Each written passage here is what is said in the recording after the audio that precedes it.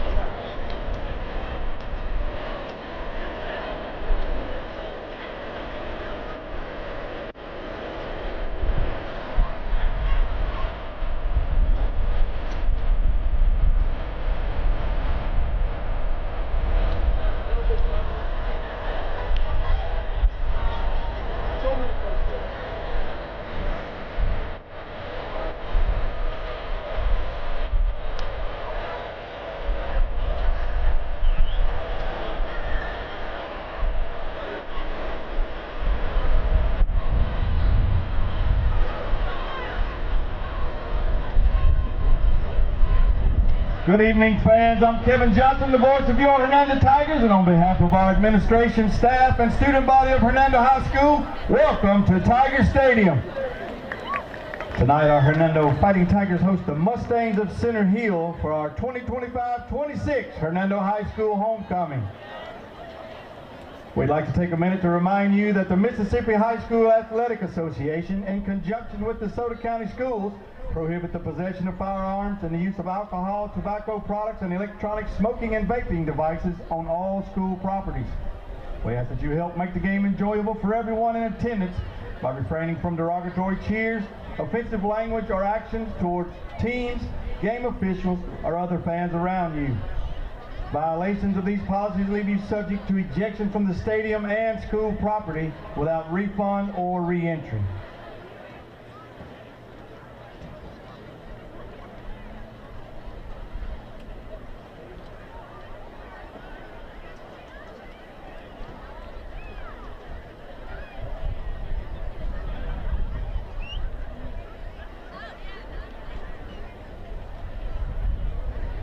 Ladies and gentlemen, at this time we ask that you stand and turn your attention to our stars and stripes in the north end zone as we pay honor to America, our flag, and those who have sacrificed for the freedom we cherish this evening as the Hernando High School Choir sings our national anthem.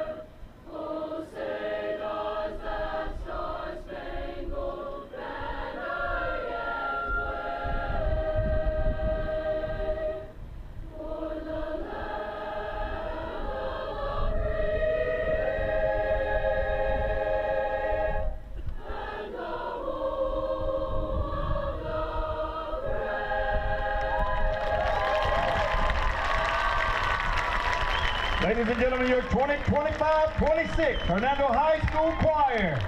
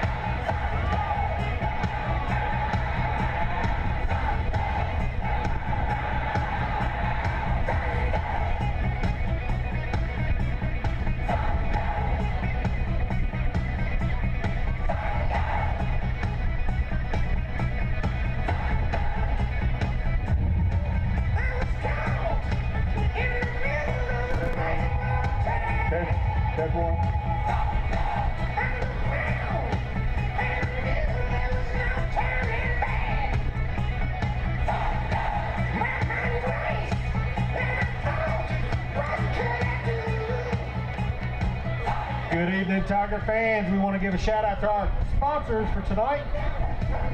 Special shout out to our scoreboard sponsors: Skylight Construction, Alpha Insurance, Ortho South, Murphy & Sons, and Southern Bancorp. Tonight's Play Clock sponsor, Bank Plus. Our pregame meal sponsor, Capel Church. Halftime sponsors, Wound Management Specialists. And the Field Goal sponsor, City of Hernando. Thank you to all our sponsors that make our Friday night lights. Tonight, Capel Church invites all high school students to 5th quarter. Snow cones, inflatable golf, and giveaways. Immediately following the game, head over to 5th quarter at Capel Church. Fans, be sure to visit the concession stand on the visitor side of Tiger Field, where they're serving a variety of items including barbecue sandwiches, nachos, ice cream, and so much more.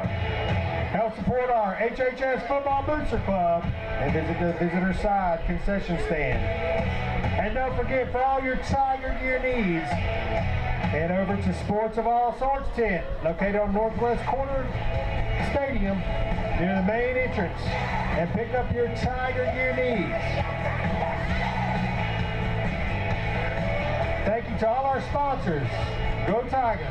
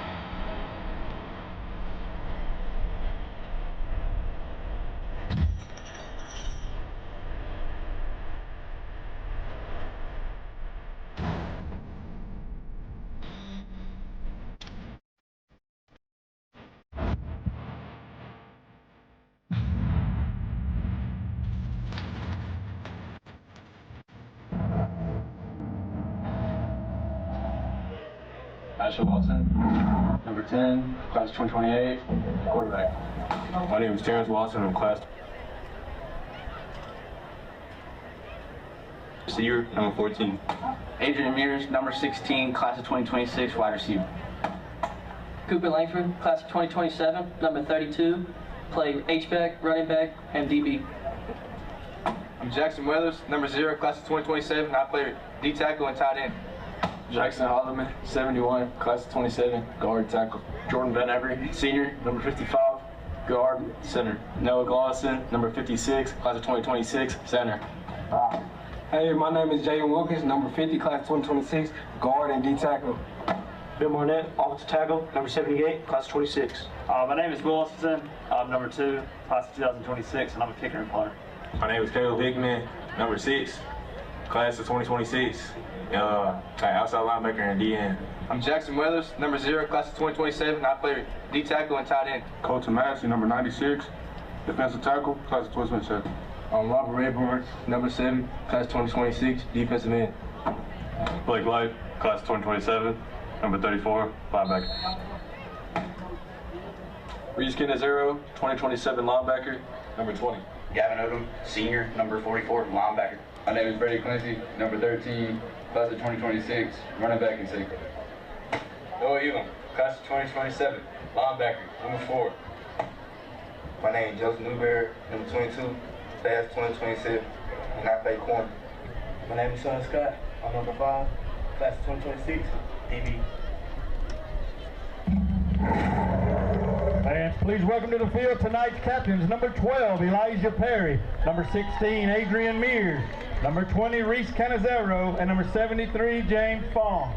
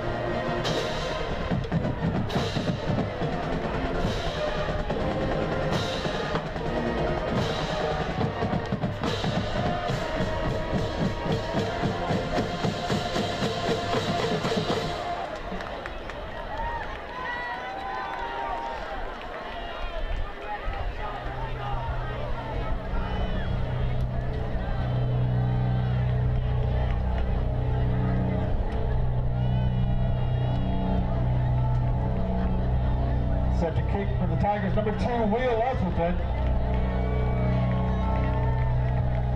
Back to receive for the Mustangs, number 1, Miles Foster. Number 3, Devin Barker.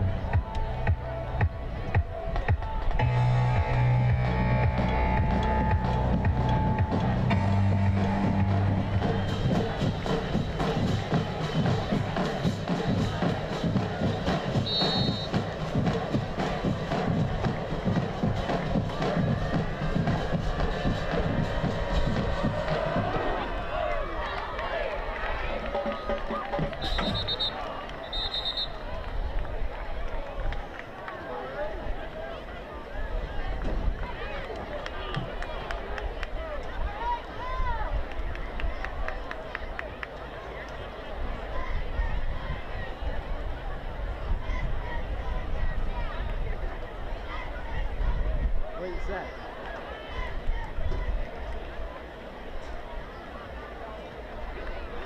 So is it showing up on there basically what the live stream is? Yeah. Okay. So prepare to take the shot. Yeah.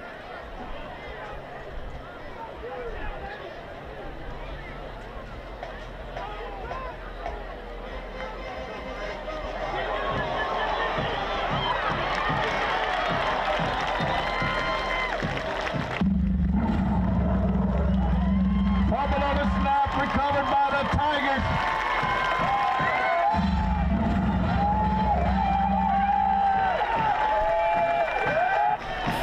Fumble recovered by number 20, Reese Canizero. 1st and 10, Tigers from the 10-yard line.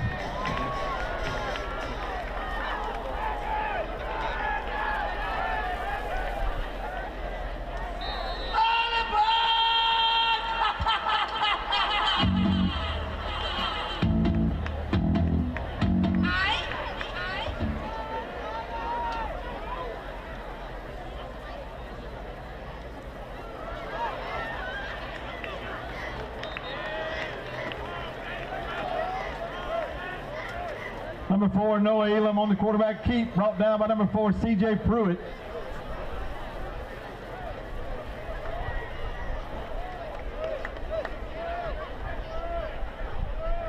Loss of 2, it'll be 2nd down and 12.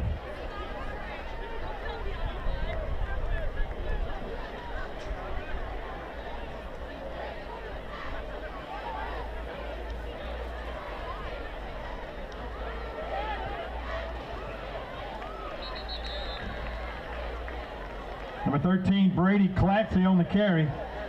Brought down by number 37, Zerai Newsom.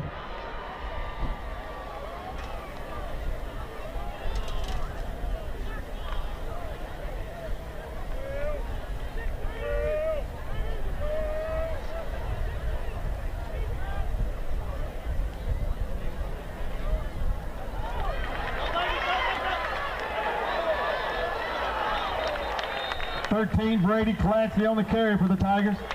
Brought down by number 4, C.J. Pruitt. Flag on the play.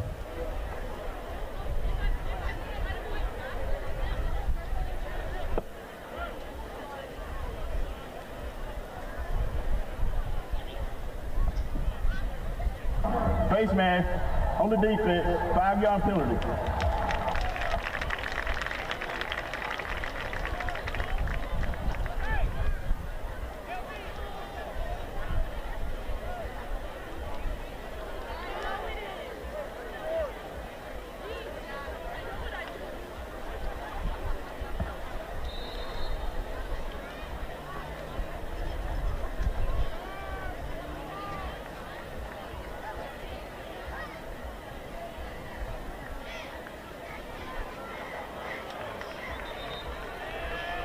Reed Sanders on the carry. Tripped up by number 77, Ananias Guy. Brings up 4th down.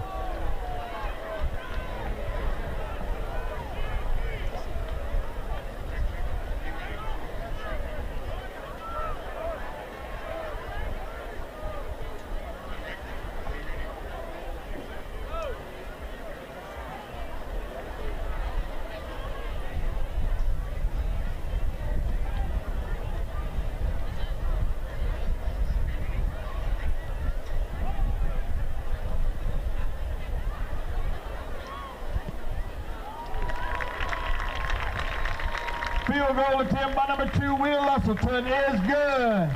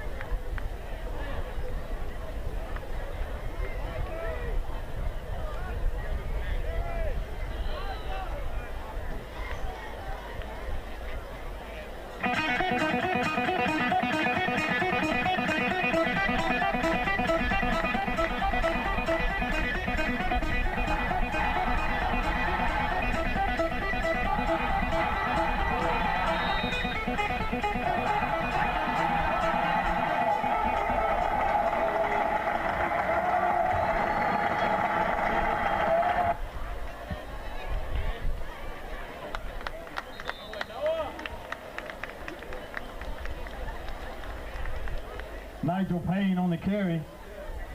Brought down by number 7, Scooter Rayburn. Gain of 1 brings up 2nd down and 9.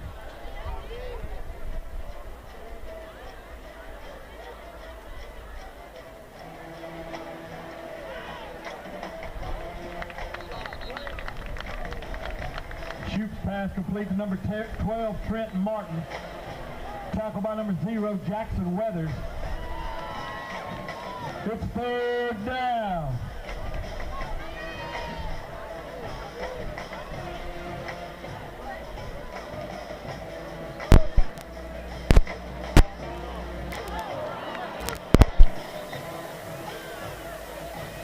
Shoots pass complete to number 13, Tyler Burnett.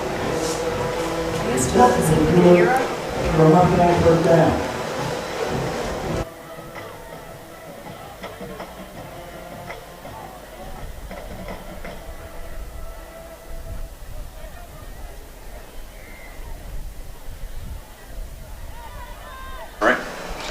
Tiger defense right there to block it all up, taking them down. It's going to bring up a 2nd down situation. You know, Coach McCann talked about, as we mentioned earlier in the broadcast, that in our pregame meeting, that they were going to work the flats. Spent practice this week really covering the flats. He said the Center Hill offense likes to run the ball, but they do hit the big play, and what they try to do is to get one-on-one out in the flats and just get one guy to miss, because they have lots of speed on the outside and they can take it to the house really quick. So watch for Center Hill to work the flats. And hey, last week, Brad, we saw Choctaw County, that's mainly what they did in the year, was work the flats. They did go downfield a couple of times, but they worked the flats extensively last week. Yeah, what that does is it spreads the defense out, makes you work sideline to sideline, and it can really wear on the defense. Jackson Weathers in the backfield. Pressure in the quarterback. Pass is complete, but right there is the captain, Elijah Perry, bringing him down. They'll bring up a 4th down situation, 4th and 6. And I do believe we're going to see a punt. So 1 first down on this drive for Center Hill, their 2nd drive of the game. It's mainly their first win since they fumbled the first snap. Well, Heath, if there's one thing I know, it's that if number 12 Elijah Perry gets his hands on you, you're going to the ground. He is as sure a tackler as there is on this football team, and if he gets his mitts on you, it's over for you. Got a slow snap back there, barely gets it away, calling for the fair catch. And the Tigers will take over right there. So 6:45 left here in quarter number 1, homecoming 2025. Tigers have a 3-0 lead. We're able to get a field goal in that first possession and give props to Center Hill. That defense stood really stiff deep in the red zone.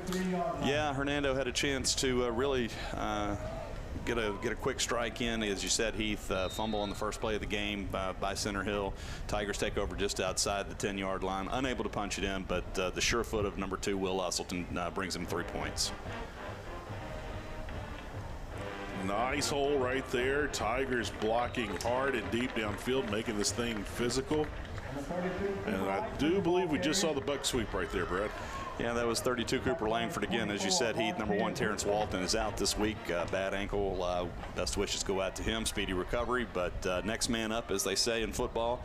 And that next man up is number 32 Cooper Langford. And a nice 6-yard gain, just shy of the 40-yard line. Second down for the Tigers. Offensive line, Noah Glosson, Jalen Wilkins, along with Garrett Horton. Garrett getting the start tonight. Have to see what kind of spot we get here, Heath, but that looks like that's going to be a first down for the Tigers. Along with Jordan Van Avery, Jackson Weathers. They're all up there on the line, making things happen.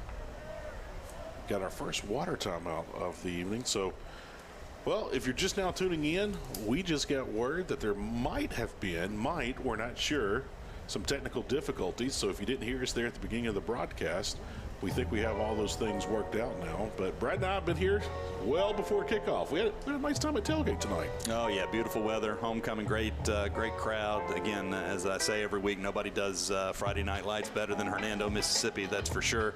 I look off to our left, Heath. I see tailgates in the north end zone. I look across the way. I see a nice gathering of Center Hill Mustang fans who've made the drive down to Hernando here. Center Hill band, Center Hill cheer squad over there. And then I look on this side, Heath, and it's shoulder to shoulder, black and gold, and fans having a good time. Kids up roaming around in the north end zone. Homecoming court sits patiently waiting for their to take the stage, as they say here at halftime. Lots of colorful dresses, a lot of sparkling going on there. Well, there always is, Heath. A tradition unlike any other. Looks like a lot of glitter and Skittles with all the colored dresses. No, the ladies look beautiful. We look forward to seeing the ladies at homecoming here shortly. Flag on the play on 1st and 10. I believe that's going to be a false start on our Tigers. That'll back them up 5 yards. Well, Heath, if we were having audio problems, then the folks at home missed us talking about the sheer size of the Center Hill Mustang defensive line. We're looking almost directly down the line of scrimmage here from our vantage point in the booth. And we see big number 77, Ananias Guy, 6'2", 305. We see big 99, Cameron Akins, 6'5", 298. Heath, as you pointed out, the two Center Hill football players in the middle there, over 600 pounds combined. And almost 13 feet if you stack them on top of each other. Wow, that's a lot of humanity there. But Tigers so far having pretty good success running the ball up the middle, and going to bring up 2nd down and 3 for the Tigers. So encroachment on the defense. The flag was not on our Tigers. So it was 1st and 5 that last play. Tigers pick up 1, 2nd and 4. And Coach McCann said they are going to test the big guys. They really want to run the ball, and they're going to they know some plays they're not going to win. Other plays they're going to get after it and keep on and keep on and keep on. They're going to be persistent with that run tonight. And right there is a reason why. Beautiful run right there. And Coach McCann said if we can just get 4 yards a carry, we're going to run the ball all night long. Yeah, that was Cooper Langford. Did a great job there, waiting behind his. I couldn't tell which offensive lineman he was hiding behind there, but kind of tiptoed behind him as his lineman got ahead of steam, and then at the right moment popped out from behind him, picked up the first down inside the 45-yard line at the Center Hill 44. Yep, flag. False start. Prior to the snap, flag on the play. I wonder if the lineman got set and stood up, or yeah, it could be, Heath. You know, I believe the rule is that if you go into that three-point stance and the hand touches the ground, it's got to stay there until the snap. So possibly somebody might have gotten down into their three-point and then popped out. Not sure, but regardless, 5-yard penalty backs it up to just inside midfield. So we mentioned it earlier. Noah Glosson, Jalen Wilkins, Garrett Horton getting the start tonight. Jackson Holloman, Jackson Weathers. That's your offensive line making things work up front, and they got their work cut out for them tonight. Number 4, Noah Elam. Yeah, that was Noah Elam there on the give around the right side. Tried to find room, wasn't able to. Picked up, well, no, they're going to say it was no gain on the play, so going to bring up 2nd down to 15 for the Tigers. Man, Cameron Akins right there, number 99 for Center Hill. Just towers over everybody at 6'5".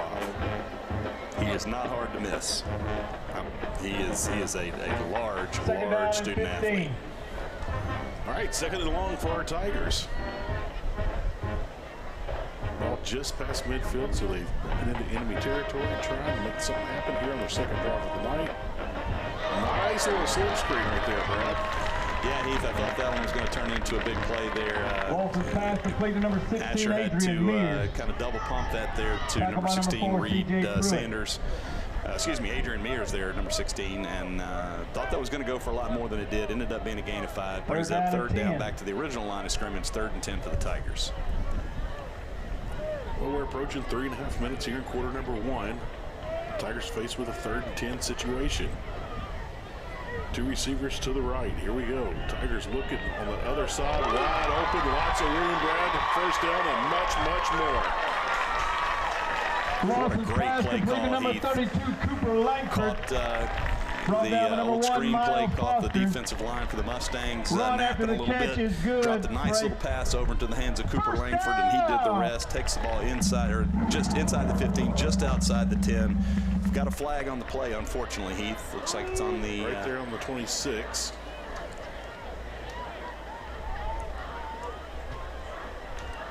Not sure what the call is there.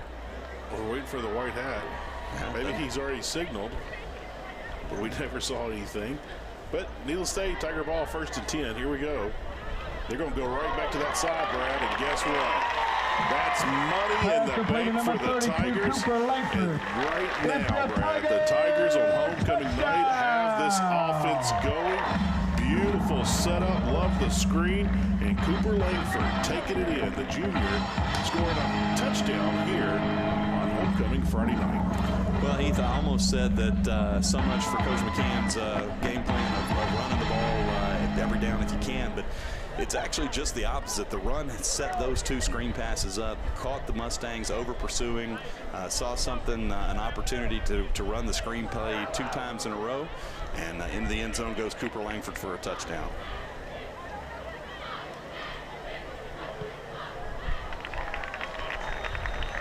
Well, by number 2, the extra point is good. So, Brad, things are really starting to shape up, and I mean, it's early, but the Tigers take a 10-0 lead. We saw this last week with Chickasaw County, excuse me. And Tigers couldn't put them away in the first half. They had multiple chances, but weren't able to. But right there, we saw the snap from Jackson Weathers, the hold for Brady Clancy, and the kick from Will Musselton. All is good. 2:50 remains in quarter number 1, and the Tigers 10. Center Hill, no score.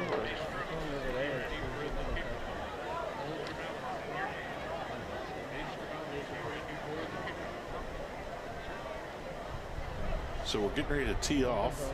Our screen shows something different from the replay, but we are getting ready to tee off. It's teed up, and we're getting ready to kick. I believe our instant replay is on slow motion right now. Yeah, it definitely is slow motion. So as they try to get that figured out, Oswald has the ball teed up at the 40. We're getting ready to kick. And here we go. There we go. All kinds of fun technical difficulties tonight on homecoming. And once again in high school, you cannot advance the ball out of the end zone. So that'll be a touchback, 3rd one we've seen tonight. And Brad, the good news is that the Tigers will get the ball first in the 2nd half. Yeah, you're right, Heath. Hernando won the toss, elected to defer. And, of course, Center Hill took the ball to start the game, which means the Tigers will get the ball to start the second half. Hopefully can build a nice lead here, go into halftime, and then get the ball to start the second half. I want to point out number 0, Jackson Weathers. He's right there. He's over the ball. Last week, they could not block him. Coach McCann was so proud of his effort last week against Choctaw County. Broke that 16-game winning streak, the longest in the state of Mississippi. And he said last week they could not block number 0. Had a phenomenal week last week. On the carry. Well, Heath, I mean, pick your poison, right? What are you going to do? You're going to put 2 guys on Jackson Weathers? Well, you got Mount Massey, number 96, Colton Massey there to deal with. And then you got on the outside Scooter Rayburn and Caleb Hickman. I mean, you know, as I said, Heath, pick your poison, right? What are you going to do? Pray. That's what you'll do. They like to go to the big play. Coach McCann talked about it. He talked about the Horn Lake game with Center Hill. Said that game, it was just big plays that won that game. And he was very impressed with how Center Hill handled up third down. The Eagles that night, and said that Center Hill really dominated that game, but it was the big plays that got him. Yeah, that was almost a big play. The receiver had broken free there. Number 7, Gavin Shoop, just overshot him a little bit. Fortunate break for the Tigers, but brings up 3rd and 10. Big down here. Like to get off the field, and man, look at that penetration in the backfield, the pursuit, gang tackling, everything you want to see. And look who it was, Brad. Number 0, as if on cue, number 0, Jackson Weathers in the backfield there, along with Caleb Hickman. Caleb did a great job getting penetration, forcing the runner back inside to where Jackson Weathers was. Jackson gets the tackle for loss of 3, brings up 4th down, and Center Hill is going to bring their punting unit on here. Well, Coach McCann talked about in our meeting this morning that their kicker kicks it about 30 to 35 yards. When we were having our meeting, it was a very stiff wind. It was blowing in the rain. It hadn't started raining yet, but right now the wind is completely dead. Not much of anything. Well, Center Hill was fortunate there, Heath. The play clock had expired. Officials on the field didn't see it. But the play clock was at 0. But as you said here, Heath, that was the quarterback, number 7, Gavin Shoop, on the punt. And the ball is down to inside the 40-yard line of Center Hill, 38-yard line. Tigers take over 1st down, 10 yards to go, 1 minute, 19 seconds remaining in tonight's opening quarter. Tigers lead 10-0. Glad to have you along. If you're not here in the stadium with us on this beautiful homecoming 2025, we're happy to have you along at home and looking for a good night of football here. Well, offense, their 3rd possession of the night.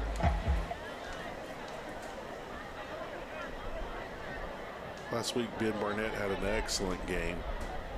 A little dinged up tonight. Beautiful run right there. Brad, one thing that I can say about this offensive line of this offense is they're getting more and more consistent and dominant as this game goes forward, and we're still here in the 1st quarter. Yeah, they're really getting a lot of push up front. You know, we talked about the size of the defensive line for the Mustangs, but the black and gold jerseys in the trenches there are moving them back and really effective running the ball, which, as we said, Heath, on the last drive opened up the screen pass out of the backfield, and Tigers took advantage of it. 2 men in the backfield, 2 receivers to the right, looking to the left, one-on-one matchup. Got a man. Oh, look at that, Brad. That was beautiful. Reed Sanders, the junior, with that catch. And Brad, Tigers are starting to have their way here on homecoming. They're showing their dominance up front, and they're doing it in the air. They're doing it everywhere. Again, I go back to what Coach McCann told us in our meeting, that he was going to try to run the football and sell out on the run. But coaching staff has seen something they like. Tigers have capitalized on it, gone to the air now for 2 touchdowns in a row. That one, as you said, Heath, the number 19, Reed Sanders, was good from about 35 yards out. Something that we'll keep our eye on, Brad. Twice, the Tigers have hit pay dirt working the One left after side, attempt by number working that 2, Will corner on the Upton left is side, working good. that safety on the left side. Let's see if Center Hill makes a change. But the Tigers are looking to exploit that left side. They've done so the last 2 possessions. Both possessions coming with passing touchdowns. Well, Heath, they must see something out there because as you observed there, not only the last 2 passes, but most of the runs tonight have been to the left side of the formation, which is the near side here, the home side, as you're headed towards the north end zone, towards us here in the booth. Coaching staff and offense must see something that they like, a favorable matchup on that left side, and looking to exploit it. Well, last week when we played Choctaw County, they had the number 6 defensive lineman in the state, and Ben Barnett was really looking forward to going against him. And he got after it and got a little banged up, but he won the battle, he won the war, and made so many plays. So this week, been a little banged up, he's not going to be out there as much. And we're looking forward to seeing some of the substitutes getting out there. We're seeing Garrett Horton out there tonight getting some reps. And also Baker Percy. He's going to get some reps too at tight end. So looking forward to seeing the Tigers tonight attack this field. We've seen them attack the left side, especially through the air. They've attacked it on the ground. Let's see what the Tigers will do offensively on their next possession. Right now, defense trying to get up the ball back. 34 seconds remain here in quarter number 1. Tigers out to a quick 17-0 lead, Heath. What that does is it allows you to be aggressive on defense. Now you can really pin your ears back and send the troops in and see if you can cause some havoc in the offensive backfield for the Mustangs. Talk about Jimmy Moore getting some opportunities on the defensive line tonight. We'll keep her out for Jimmy. Once again, they worked to that quick slant. They're trying to strike quick right there. They got speed, Brad. Center Hill has lots of speed. They can get back in this game in one play. But you gotta watch these guys. They will work the flats and try to get that one-on-one matchup. Right now, there's a one-on-one matchup here on the left side. There's a one-on-one matchup to the far right. Yeah, that was intended for number 11, Reggie Lamelli there. Falls incomplete, a little bit tall for him, a little bit too much mustard from quarterback Gavin Shoup there. Trip receivers to the right, but they're going to go to the one receiver to the left.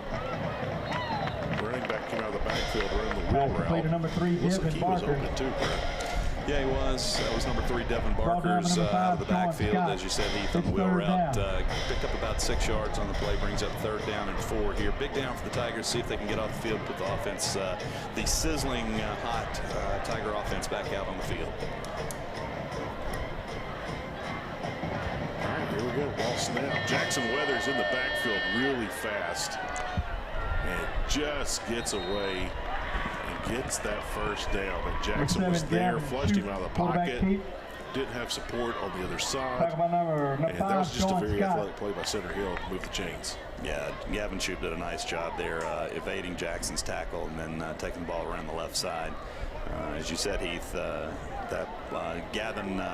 Jackson Weathers looked like he was actually in on the play. I think he kind of surprised Shoup in the backfield. He was back there so fast. Shoup kind of looked at him, and then as he went by him, he realized, oh, I better get out of here.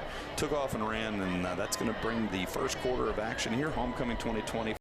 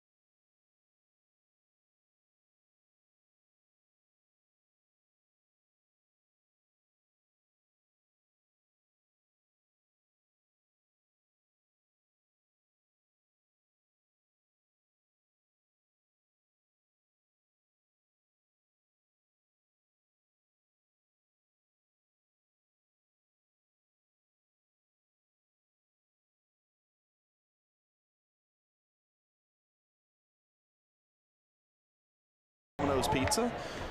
They sponsor the concession stands here, provide the pizza for the concession stands, and they're the official pizza provider of Tiger Athletics.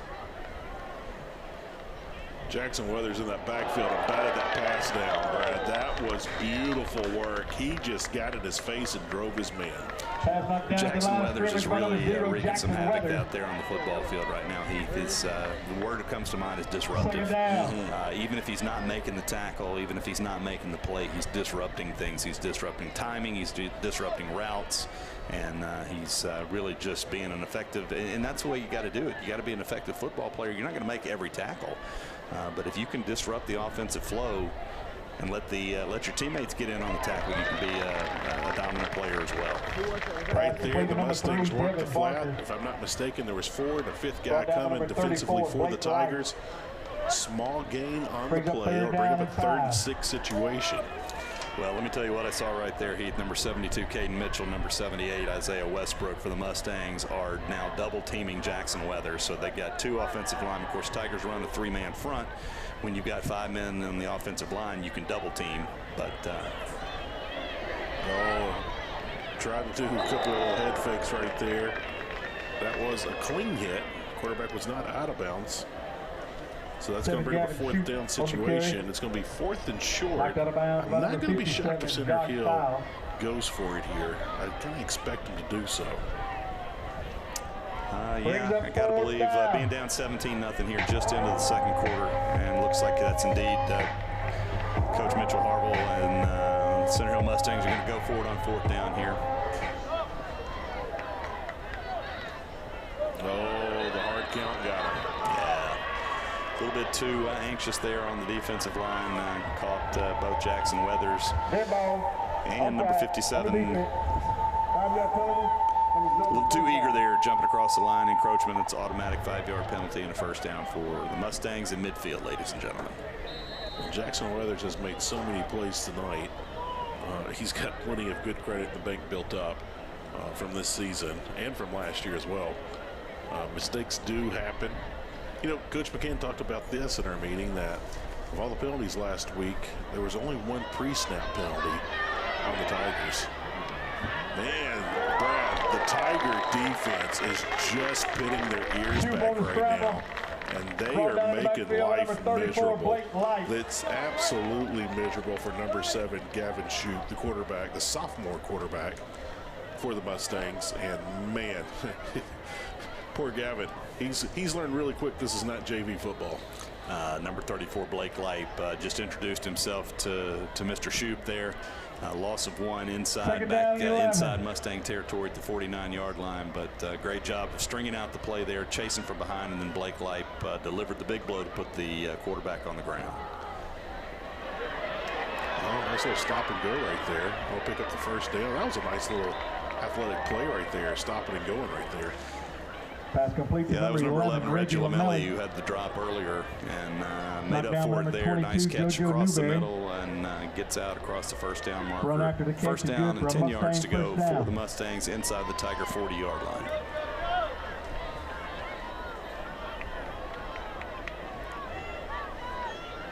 Coach said Brendan Sufchek had a great week of practice, the senior, really making some things happen. He expected a big game out of him tonight here on homecoming. And Brad, it looks like they have abandoned the run, and they're working these quick passes. Yeah, that looks like what the offensive philosophy here is morphed into here in the 2nd quarter. Those quick hitters, passes out of the backfield like that, and they're quite honestly effective. Pass complete there to number 5, Nigel Payne, and going to move the chains again. So Mustang offense starting to pick up some tempo and some rhythm here, starting to hit on some plays, and of course going as most high schools do now, going hurry up, no huddle, hurry up, fast-paced, up-tempo offense, right back to the line of scrimmage, and got the Tiger defense on their heels. Tigers need to dig in and see if they can get the stop here. Well, keep it on the ground on that one. And they make a little bit happen there. Looks like a pick up a 4. 2nd and 6 for the Mustangs. Gavin Shoup on those passing plays, he's getting the ball out really quick. I don't blame him. Some of the hits he's taken, he took one here on the Hernando sideline, took one over there by Lipe on the far sideline by the Mustangs. So he's already been knocked around a couple of times here on this drive. I've really been impressed by him, Heath. He's got good command of this offense, and again, signaling plays in as most schools do. The days of the fullback bringing the play in from the sideline are long gone, I believe. Big hit right there. Pass to number 3, Kevin Parker. That was Joseph Newberry, the Brought junior. down by 22, going across Newberry. the middle. I mean, he caught the ball, but he paid for it too. Yeah, JoJo really lowered the boom on him there. Nice job by the receiver. I didn't get a number. He is shaking up on the sideline over there. He's taking a knee. But big hit from JoJo there, but the receiver able to hold on to the ball and brings up first down and 10 yards to go from just outside the Tiger 10-yard line. And Tiger defense looking to see if they can get a stop here.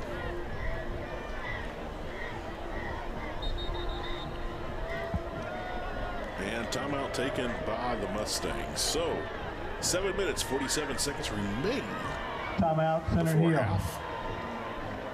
And right now, homecoming night, all the festivities. The ladies.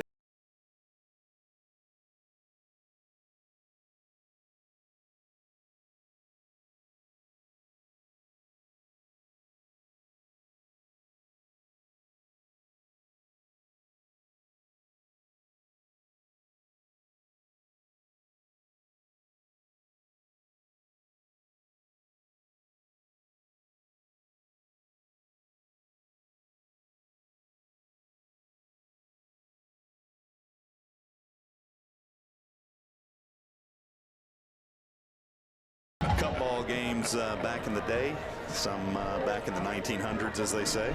If there was only replay. There was only replay back then. Oh, Heath, I think it's a good thing that there was no video evidence back then.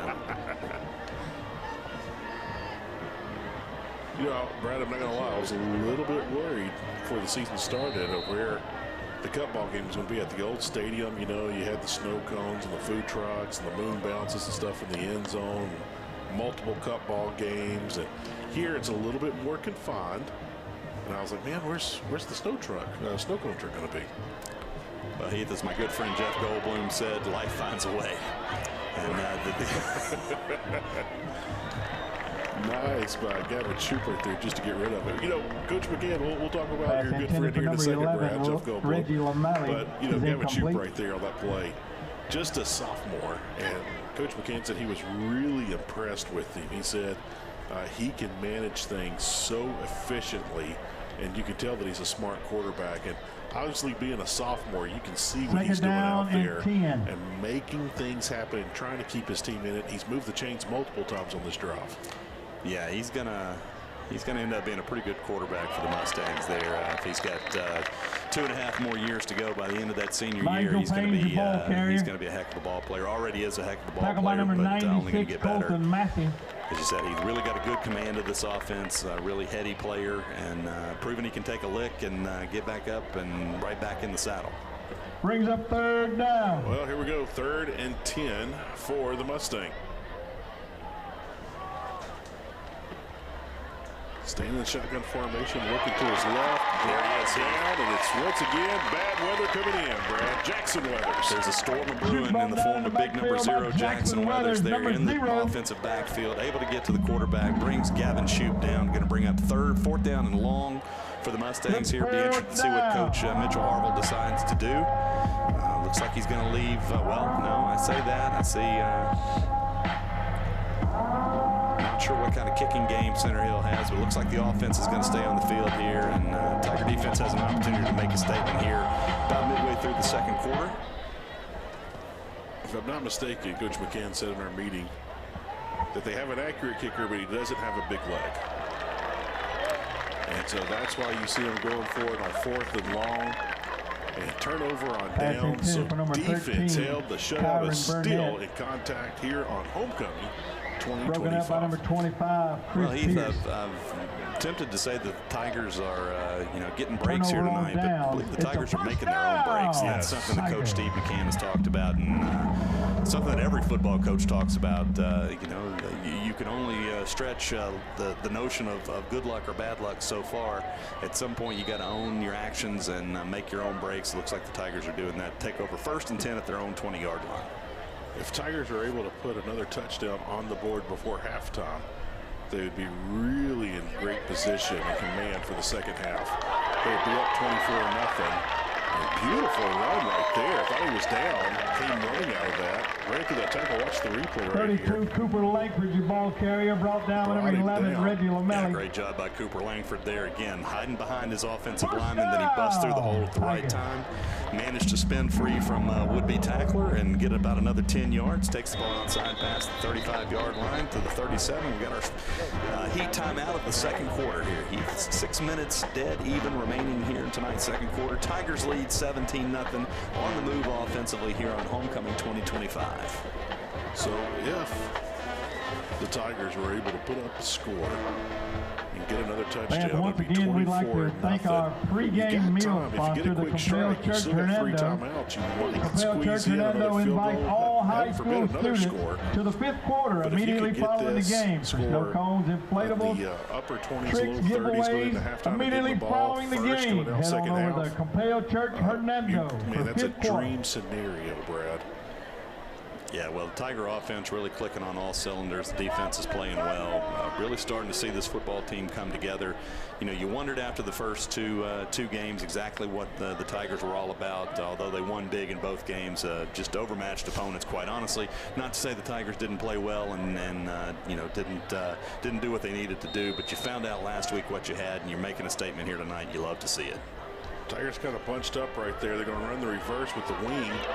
Got running lane, pick up the first down, breaking into enemy territory as he crosses midfield. That was number 16, the captain, Adrian Mears, the senior wide receiver in that flex position. I tell you, I didn't know who had the ball there. That was the old misdirection play there. A couple of guys in the backfield coming towards the near sideline. Adrian Mears cutting back across the formation, gets the handoff, takes around the left side. As you said, Heath out to midfield, ladies and gentlemen, the 50-yard line. Tigers on the move here. Well, got two receivers, tight end to your left, one receiver to the right. They're going to keep it on the ground and work that left side. Tigers are just really imposing their will on that defensive line of Center Hill. And Brad, there's four big bodies out there on that defensive line. Yeah, Heath, Tiger offense is really clicking right now. Cooper Langford filling in for Terrence Walton, who again is banged up with an ankle injury. But Cooper's doing a great job making the most of his opportunities here, being a patient runner, really waiting on that hole to open, and then when that hole opens, he hits it and goes, and he's doing a great job here tonight. Coach McCann said he'd like 4 yards each running play. They got 4 on that last one. Here's second down, and they're going to keep it on the ground. And Brad, that's more than 4. Got a pickup of 8 on the play. That will move the chains. We're approaching 4.5 minutes before halftime. Yeah, that was number 4, Noah Elam, out of the backfield for the Tigers on offense there. You know, Heath, I'm thinking back, I don't remember a negative yardage play for the Tigers here tonight. Every play has been positive yardage. A couple of incomplete passes, but otherwise been positive plays all night. Tiger offense really imposing their will out there. I think on the first drive, maybe the first or second play was a negative play. And Tigers had to settle for that field goal. And I can't remember if there was a penalty with that drive as well or not. Elam on the carry. Talk about 99 Cam Atkins. I've seen that. Well, now that you say that, the Tigers' first offensive play of the night after the fumble taken over inside the 15-yard line of the Mustangs. Elam ran the Wildcat formation and was brought down in the backfield. But other than that, every other play has either been no gain or positive yardage. And again, Tiger offense doing a great job controlling the ball, really. Chewing up a lot of clock here, making that Mustang defense stay out on the field a long time. 3 down linemen that time for the Mustangs. We saw Elam 4 on the carry. earlier, now they've moved it to 3. So Mustangs are trying to adapt in game. 3rd down and 6. Trying to adjust the defense to slow it down. 3rd and almost a long situation. It's 3rd and very manageable, 3rd and 6. The Tigers kind of got 3rd and long. And Brad, I might just keep it on the ground and run for it here on 4th down. Yeah, you might be in 2-down territory here. Might be a little bit long for, well, I don't know. I'm not going to put anything past Will Usselton, but, you know, might be just the situation at hand. You want to keep the clock moving here. His clock is going to wind down under 3 minutes here to go in tonight's first half. 3rd and 6 for the Tigers.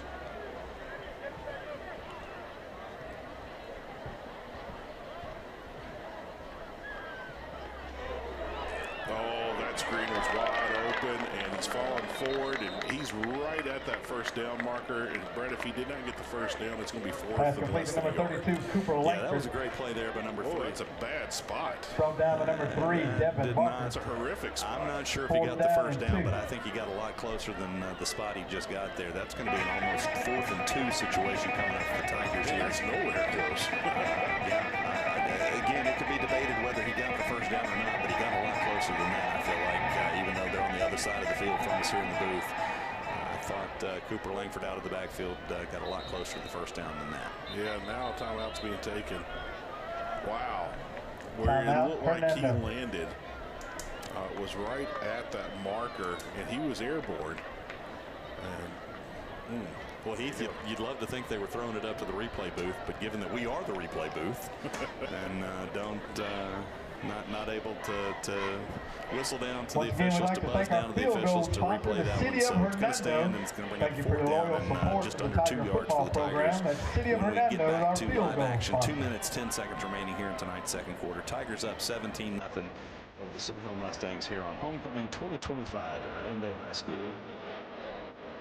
I don't know if our wonderful student crew could look at that, if they could put that last play on the replay. We'd like to take a look. If not, that's okay. But man, I really thought they got so much closer.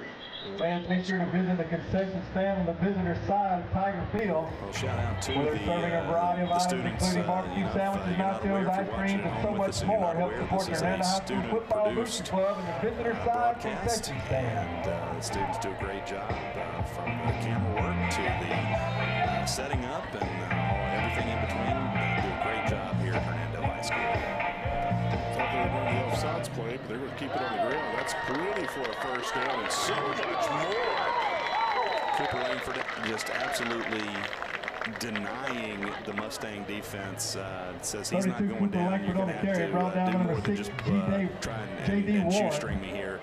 As he takes the ball down inside the 20-yard line, down just outside the Mustang 15-yard line. First down, 10 yards to go. Clock ticking here late in the action.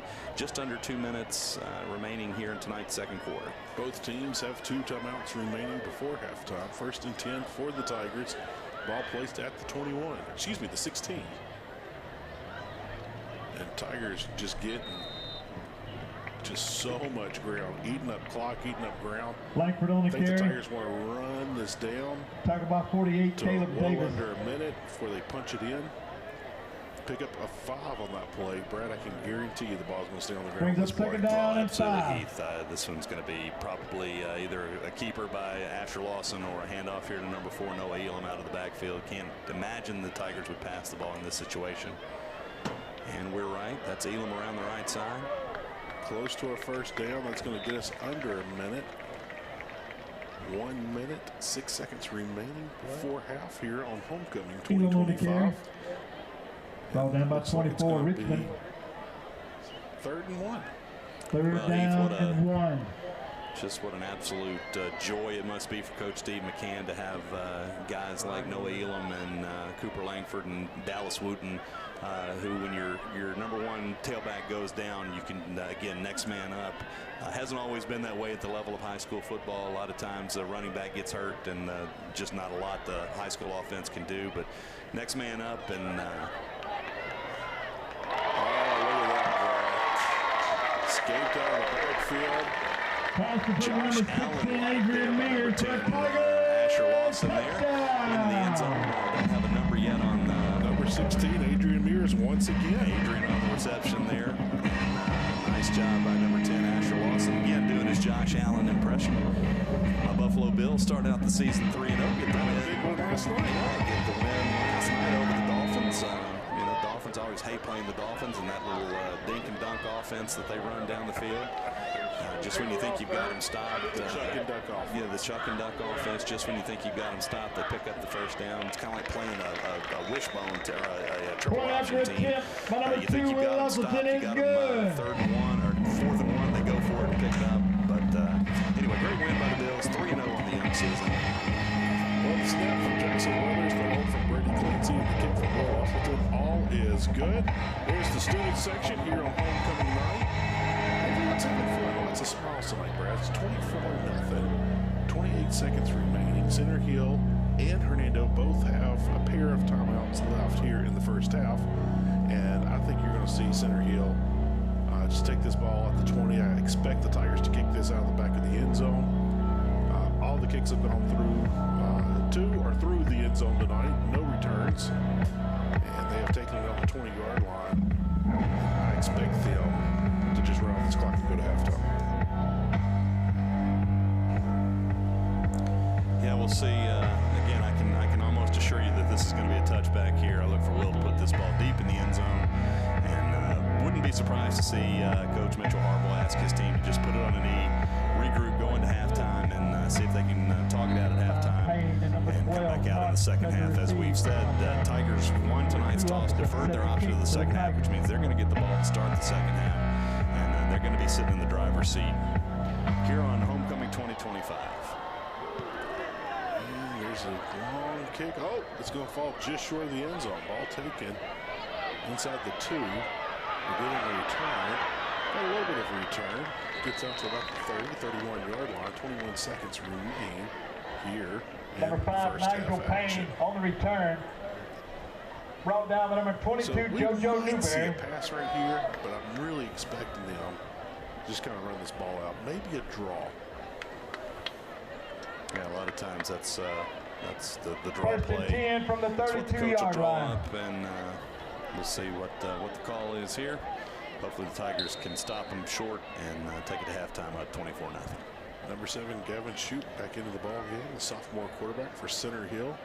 First and 10 for the Mustangs. 3 receivers to the left, 1 to the right. They're going to come out and try to get something on the board, Brad. Going deep, first play. Almost intercepted.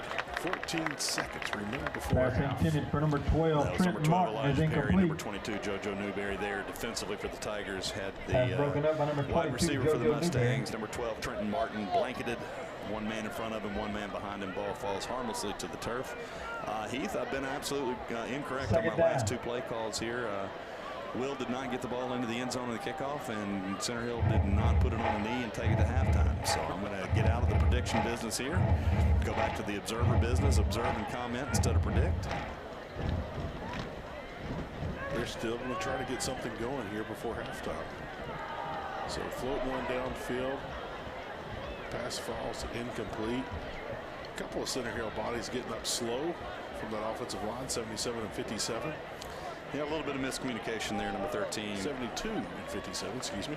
Number 13, Incomplete Kyron pass Burnett, brings up third broke the down route and off. 10. Gavin Shoup thought he was going deep, and the only player on the field that had any chance at that was JoJo. Couldn't quite catch up to it, but it brings up 3rd and 10. 8 seconds remaining here in tonight's second quarter. Well, 3rd and long situation.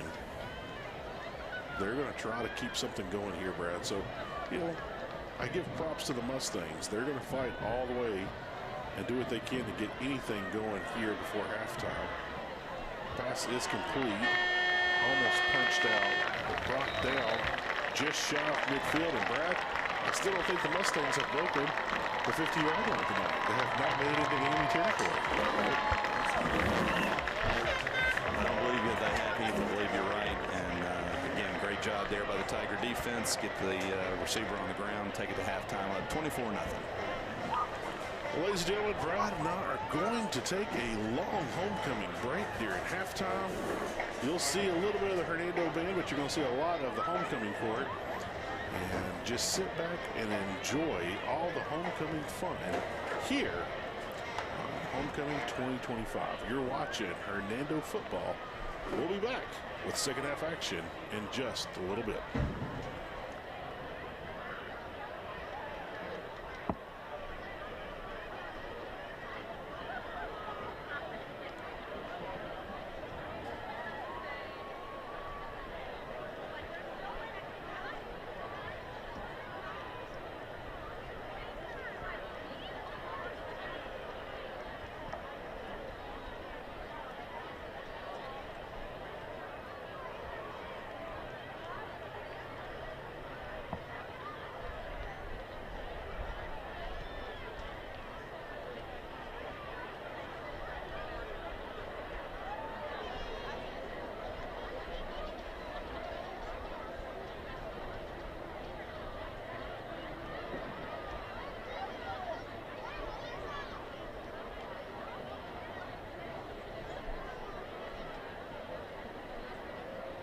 Ladies and gentlemen, on behalf of Hernando High School Student Council, welcome to the 2025 Hernando High School Homecoming Court presentation. The 18 maids that are about to be presented to you were chosen by each of their classes to represent them.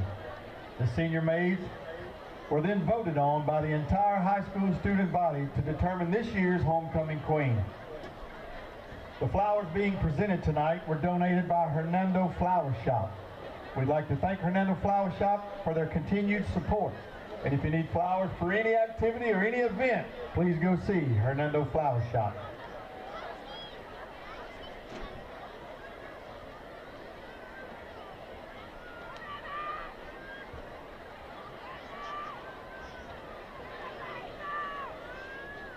Do we know which side is going first?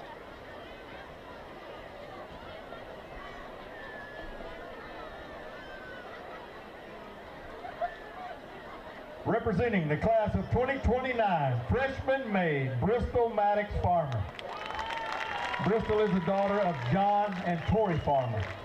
Bristol is a member of the HHS volleyball team, Illusion Softball, Student Council, Freshman Representative, Interact Executive Council, Spirit Club, Gridiron Club, and the Etiquette Club. Bristol says one of her proudest accomplishments was overcoming the challenge of moving to the new school in 6th grade. She admits she once feared she'd never fit in as a Tiger, but now she can't imagine being anywhere else. Bristol shares that while it was intimidating moving into the new high school, she's only gotten lost a few times. Her greatest moment in high school so far have been playing volleyball with her friends. Bristol is being escorted by her father, John Farmer. Flowers are being presented by Coleman Dunlap, the son of Daniel and Lacey Dunlap. Freshman maid, Miss Bristol Maddox Farmer.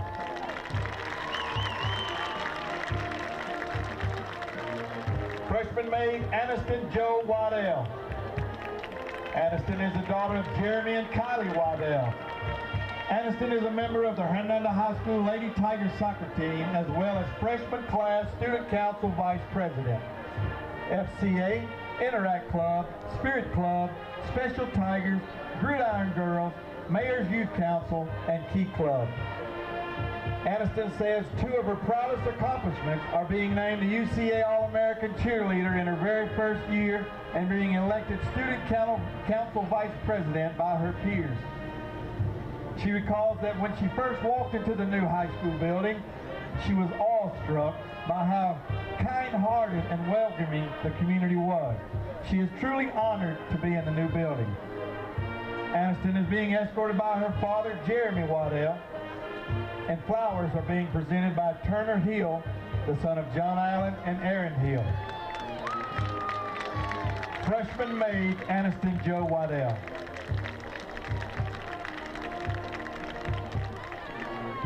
Freshman maid, Trinity Elise Williams.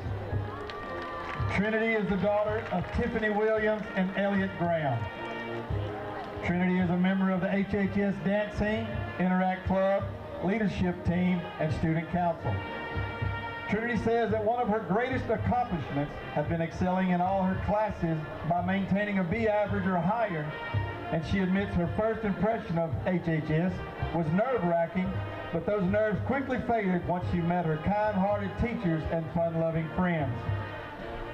Trinity is being escorted by her brother T.K. Newsom, and flowers are being presented by Jayling Hemphill, the son of Derek Hemphill and Shanna German. Freshman maid, Trinity Elise Williams.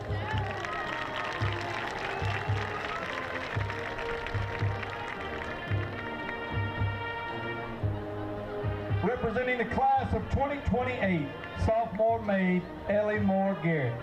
Ellie Monroe Garrett. Ellie is the daughter of Casey and Amanda Garrett. Ellie is a member of the girls' golf team, basketball team, and tennis team. She is involved with Spirit Club, Key Club, Crown Club, Mayor's Youth Council, Student Ambassadors, and is a volunteer for Field of Dreams and Soccer Buddies.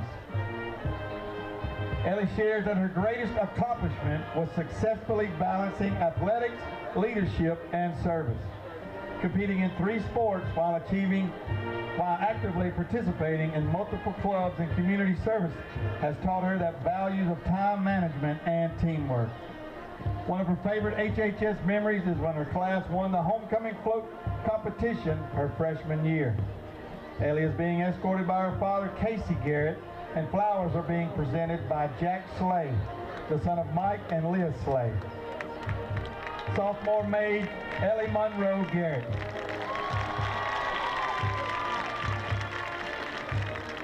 Sophomore maid, Kendall Nicole Johnson. Kendall is the daughter of Sean and Shannon Johnson. Kendall is a HHS cheerleader and a 2028 class favorite. She is also involved in Mayor's Youth Council, Interact Club, Spirit Club, Crown Club, and the Diamond Girls.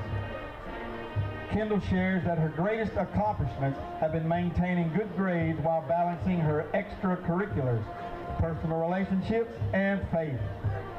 She is constantly striving to be someone others can count on while making sure that everyone feels included. Her favorite HHS memories are being under the Friday night lights, cheering with her team, and leading the school spirit at pep rallies.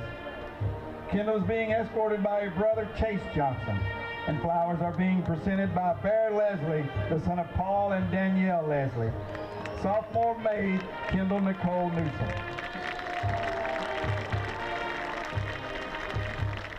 Sophomore maid, Presley Ray Margison. Presley is the daughter of Stephen and Laura Margison. Presley is HHS varsity cheerleader, student ambassador, student council sophomore representative.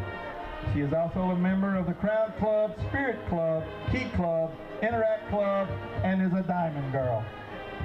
Presley shares that her proudest accomplishments are dedicating her life to Christ and winning a national cheerleading championship in 2024. One of her favorite Hernando High School memories is a field trip to Victory Ranch, where she enjoyed putting phones away and spending meaningful time with her friends and classmates while getting to know each other better.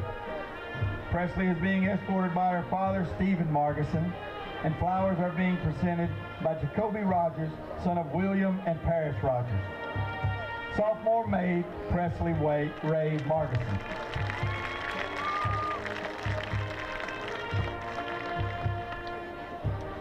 Sophomore maid, Gabrielle Shaw. Gabby is the daughter of Tony Shaw and Shamika Gordon. Gabby is a member of the Hernando High varsity cheer team. She is also involved in the Spirit Club, Interact Club, and Mayor's Youth Council. Gabby is proud to have won the 2024 National Championship in cheerleading while maintaining straight A's throughout the year. Her favorite memories at Hernando High School include cheering at football games, pep rallies, and our in-school games. Gabby is being escorted by her father, Tony Shaw, and flowers are being presented by Braylon Evans, the son of Bobby and Kenya Evans. Sophomore maid, Gabrielle Shaw.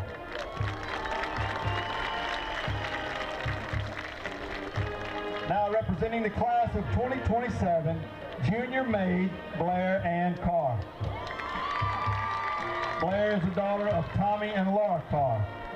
Blair is a member of the Hernando High School volleyball and tennis teams.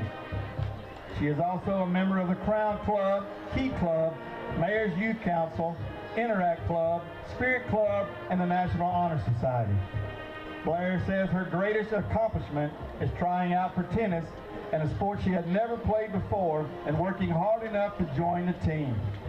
Her greatest memories at HHS are representing the class of 2027 on Winterfest court and her sophomore year in traveling with the volleyball team. Blair is being escorted by her father, Tommy Carr, and flowers are being presented by Donovan Dixon, the son of Anthony and Belinda Dixon. Junior maid, Blair Ann Carr. Junior maid, Kennedy Elise Holmes. Kennedy is the daughter of Rod and Christine Holmes. Kennedy is involved in the Key Club, Crown Club, National Honor Society, Mayor's Youth Council, Diamond Girls, and she is also a summer volunteer at Camp Bowl. Kennedy's proudest accomplishment is representing the junior class on the 2025 homecoming court. Her favorite memory at Hernando High School is attending the historic final football game played on Anthony Jenkins Field. Kennedy is being escorted by her father, Rod Holmes, and flowers are being presented by Bo Herman, the son of Jennifer and Jim Herman. Junior maid, Kennedy Elise Holmes.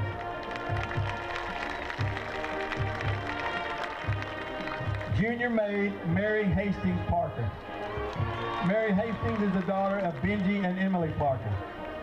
Mary Hastings is a member of the HHS cheerleading team, student council, student ambassadors, Mayor's Youth Council, Crown Club, Interact Club, Spirit Club, Special Tigers Club, Gridiron Girls, Goalie Girls, and Diamond Girls. Mary Hastings says that his most proud moment is maintaining a 4.0 GPA while staying active in sports and school activities. Her favorite memory at HHS was cheering at games and pep rallies alongside her friends. Mary Hastings is being escorted by her father, Benji Parker, and flowers are being presented by Lucas McBride, the son of John and Hannah McBride. Junior maid, Mary Hastings Parker. Junior maid, Ella Reinhardt Pollen. Ella is the daughter of Nick and Ashley Pollen. Ella is a member of the National Honor Society, Mayor's Youth Council, Student Ambassadors, Student Council Secretary, Interact Club, Spirit Club, Rho Kappa, and a member of the softball team. Ella says her greatest accomplishments have been learning to balance the demands of academics and athletics while maintaining and building strong friendships along the way. Her favorite memories at HHS include competing in the softball state championships and the overnight hotel trips with her teammates. Ella is being escorted by her father, Nick Pollock, and flowers are being presented by Wyatt Little, the son of Justin and Mandy Little. Junior maid, Ella Reinhardt Pollock. Junior maid, Anowin Rodriguez Ramos. Anowin is the daughter of Darwin Rodriguez, Jeanette Ramos. Anowin is a member of the Mayor's Youth Council, Interact Club, Spirit Club, Pep Rally Club, and the Homecoming Float Committee. Science and National Honor Society, Goalie Girl, HHS Lady Tigers Soccer Manager, National Arts Honor Society, National Honor Society, and Hernando Methodist Church Youth Group. Anowin shares that she is her proudest moments of her academic achievements, including earning a perfect 36 on the ACT as a sophomore. Her favorite memories at Hernando High School are the pep rallies and football games, where she loves seeing everyone dressed up and going all out for Spirit Days. Anowin is being escorted by her father, Darwin Rodriguez, and flowers are being presented by Nathan Johnson, the son of Mariah Johnson. Junior maid, Anowin Rodriguez Ramos.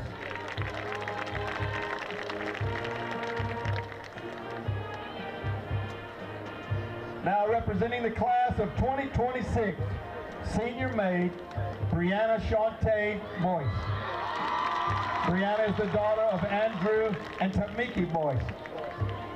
Brianna is a member of the Crown Club, Mayor's Youth Council, Interact Club, Gridiron Girls, Softball Club, Spirit Club, Goalie Girls, Hoop Girls, and Rho Kappa. Brianna says her proudest accomplishments are participating in the beauty review her junior year and earning the title of Most Photogenic. She shares that her favorite memories at HHS have been all the fun time spent with her classmates at sporting events and pep rallies. Brianna is being escorted by her father, Andrew Boyce, and flowers are being presented by Miles Collum, the son of Brandon and Christy Collum. Senior maid, Brianna Shanta Boyce. Senior maid, Ryan Avery Lyric Brown. Ryan is the daughter of Caleb and Addison Brown, and Ryan is a member of the HHS volleyball team, Gridiron Girls, Interact Club, Culinary Club, Hoop Girls, FCS, National Honor Society, and Rho Kappa. Ryan says she is most proud of committing to play college volleyball at Northeast Community College, and her favorite Hernando High School memory is attending the talent show her sophomore year and watching the entire crowd cheer on and encouraging everyone on stage. Ryan is being escorted by her father, Caleb Brown, and flowers are being presented by Kyran Killebrew, the son of Ashley, Woody, and Darrell Killebrew Sr. Senior maid, Ryan Avery Lyric Brown. Senior maid, Adeline Kate Carter. Addie Kate is the daughter of Robert and Lane Carter. Addie Kate is on the HHS volleyball team, tennis team, and student ambassador and mentoring committee. She is HHS senior class president, a National Honor Society vice president. She's on the Spirit Club president and a Key Club president. She is also a member of Rho Kappa, Science National Honor Society, Superintendent Youth Leadership Council, Interact Club, Clown Club, Sign Language Club, Diamond Girls, and Goalie Girls. Addie Kate says she is most proud of how involved she has become at Hernando High School, both academically and socially. Her favorite memory is when they rushed onto the football field after a big HHS win. Addie Kate is being escorted by her father, Robert Carter, and flowers are being presented by Gavin Walker, the son of Isaac and Darla Walker. Senior maid, Adeline Kate Carter. Senior maid, Morgan Page Farrell. Morgan is the daughter of Brian and Jennifer Farrell. Morgan is a member of the HHS varsity volleyball team, club volleyball, student ambassador, Interact Club, National Honor Society, Science National Honor Society, Pathway Church, and Rho Kappa. Morgan says her proudest accomplishment is being selected to play in the North Half All-Star Volleyball game, where she enjoyed meeting other talented players while proudly representing her school. She shares that her favorite HHS memory is celebrating with the band on the center of the gym or field after winning a pep rally. Morgan is being escorted by her father, Brian Farrell, and flowers are being presented by Luke Wilburn, the son of John and Jacqueline Wilburn. Senior maid, Morgan Page Farrell. Senior maid, Libby Catherine Foster. Libby is the daughter of Robert and Heather Foster. Libby is on the HHS cheerleading and tennis teams. She is in the HHS Student Body Vice President, Student Ambassador Treasurer, and Spirit Club President.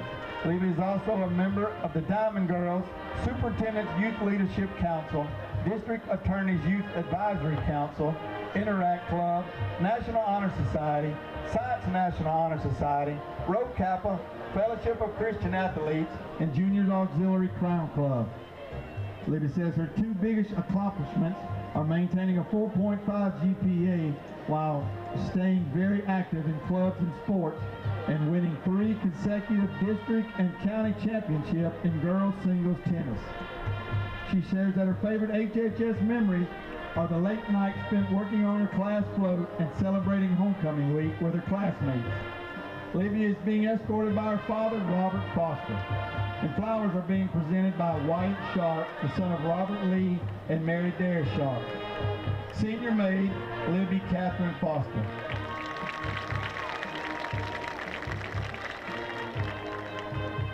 Senior maid, Ann Morgan Hasselman. Ann Morgan is the daughter of Lucy and the late Jay Hasselman. Ann Morgan is the HHS Senior Class Vice President, National Honor Society President, Science National Honor Society Representative, Yearbook Copy Editor, as well as being a member of the National Technical Honor Society, HHS Student Ambassador, Secretary of State Student Ambassadors, Rho Kappa, Superintendent Youth Leadership Council, and the Interact Executive Council.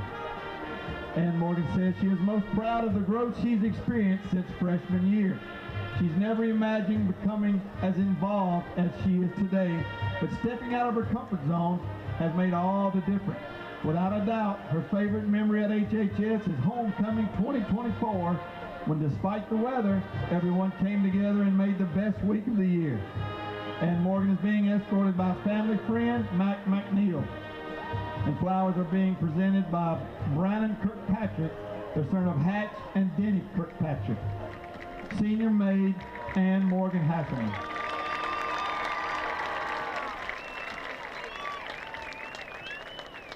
Crowning tonight's queen is our principal, Mr. Dwayne Case, and 2024 Hernando High School homecoming queen, Sophia Maskey. Sophia is a 2025 graduate of Hernando High School. She is currently attending the University of Mississippi, majoring in mechanical engineering. During her time at Hernando High School, she was student body vice president, president of the Superintendent Youth Leadership Council, Miss Hernando of Hernando High School, and the 2024 HHS Homecoming Queen.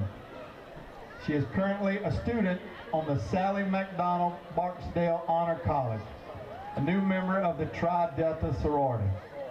Sophia is extremely grateful for her time at HHS and the opportunity to return home to crown the 2025 Homecoming Queen. Once again, we'd like to thank Hernando Flower Shop for donating all the flowers for tonight's event.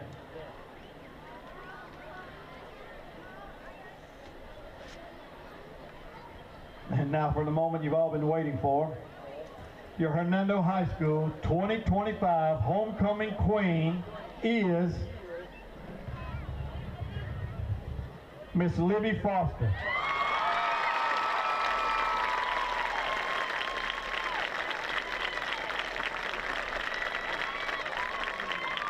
Ladies and gentlemen, thank you for your attention. This closes out our homecoming presentation. Please enjoy the rest of the game. Now, ladies, you can take your pictures.